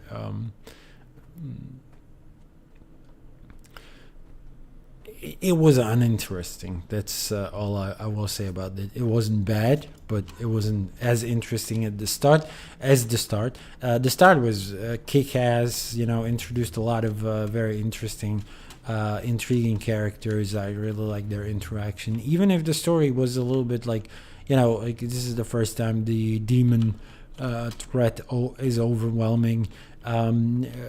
And then there was the whole fractal sub business sort of side story that didn't really. I mean, it obviously it made sense that they wanted to do like a simulations, but didn't really give us a lot of answers on how is it these people are real. Were they forged from the mist somehow? Were they like kidnapped somewhere? Hopefully fucking not. But this story seems rather cleaner and more straightforward. It's like we go to a region to establish an alliance. We find a fucking threat there. We respond to it. And in the meantime, we also find a long-lost character from the past. It's good. Not super lore-heavy, but enough to like give you things to chew on, as you can see. Secrets of the Obscure was much more lore-heavy, but also didn't like it. It mostly like gave answers instead of taking up an old storyline and developing on it, which is what this expansion is doing with the Titans. There are a lot of questions surrounding the Titans, and we seem to be on the precipice of answers. And it gives, it does make for an interesting, for an intriguing storyline. Thanks to that. So I like that aspect of it. I like the characters. I think they're very grounded. It is a very personal story. Again, as I say, it is a bit of a story of a village in the middle of, like, again, a world-threatening thing. But I like the Coden as a race. I think the apprehensiveness towards magic could be a little more pronounced in the story. It could be a bit more of an element. It could give them a sort of a negative side.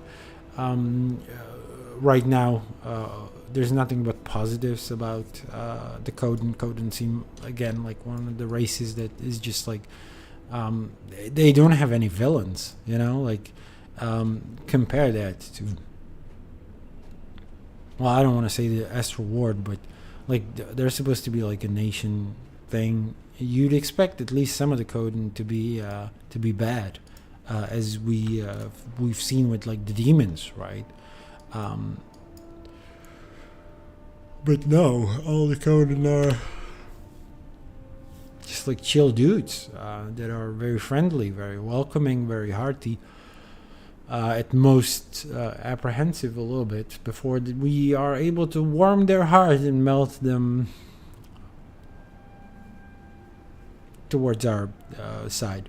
But yeah, I think it's calibrated just right in terms of what the story is trying to deliver and touch on. Doesn't overwhelm you with lore, doesn't, it's a compelling story. It establishes the Coden as a sort of a familiar little village that is threatened by the sudden threat. And in terms of mechanics, what it offers in sort of gameplay, it's kind of fun to just run around the lowland shore and do all this sort of kind of side stories, and then further in Gentier Syntri. Gentier Syntri seems a little more of a that doesn't feel as good as always. Sure, but plenty to go there, go through there as well. I like the little achievements that are around here, and I like the journeykin mechanic. I like the spear gameplay opens up the game in an interesting way as well, for some professions more than for others, I guess. But the masteries are so far kind of good. I mean, the homesteading, it depends on whether you like to play The Sims or not. But it offers like good advantages to people who were like diligent in pimping their home instance as well previously. A lot of it transfers, I mean all of it transfers into the new homestead, and gives you like the benefit of being able to collect everything through those boxes. I think to me it's a satisfying expansion. So far, we'll see how it develops, and I hope it's gonna throw some lore bombs, and that the Titans are going to be a formidable threat in the future. But yeah, ending in the frigid Shiver Peak mountains, interestingly enough, not much to add. This is the recap for the story so far. So for the initial release of Gentier Wilds, I'm gonna be back. I'm gonna be back to discuss the story further once the next patch hits in 9 days, as you can see here in this counter. I'm gonna be back to do the story, not in 9 days. Sorry, in the period between the following 9 days from when 9 days pass and between the next patch hits. I will be here with a story recap. In the meantime, the next stream should definitely be Doom and Doom Challenge. It might be a couple of streams. I might do 2 or maybe even 3 Doom Challenge streams. We'll see. But I also want to go back in Guild Wars 2, back to the Legendary Journey. Next time we're doing map exploration as well. I need to do a lot of prep work for that one, actually, because it's a big map with a lot of overlap with Guild Wars 1, so I want to cover it properly. In the meantime, that is one of the reasons why I want to do the Doom Challenge streams as well. But we will continue with the Legendary Journey streams as well. And that's pretty much the three, let's say, projects that we've got going on. In the meantime, I cannot promise when any of that is going to happen, but that's the roadmap, let's say, from my side. Well, thanks for watching. Either way, I hope you enjoyed this coverage. I hope we, sparked a bit of a discussion about what is interesting about this story. Hopefully I kind of compelled you to keep watching and provided some interesting dialogue beyond what was covered by the game itself. There's that. Thanks a lot, and I'll see you on the next stream. Bye for now. Bye. Bye. Did I wave to you already with my character as well? Bye. Bye. Bye.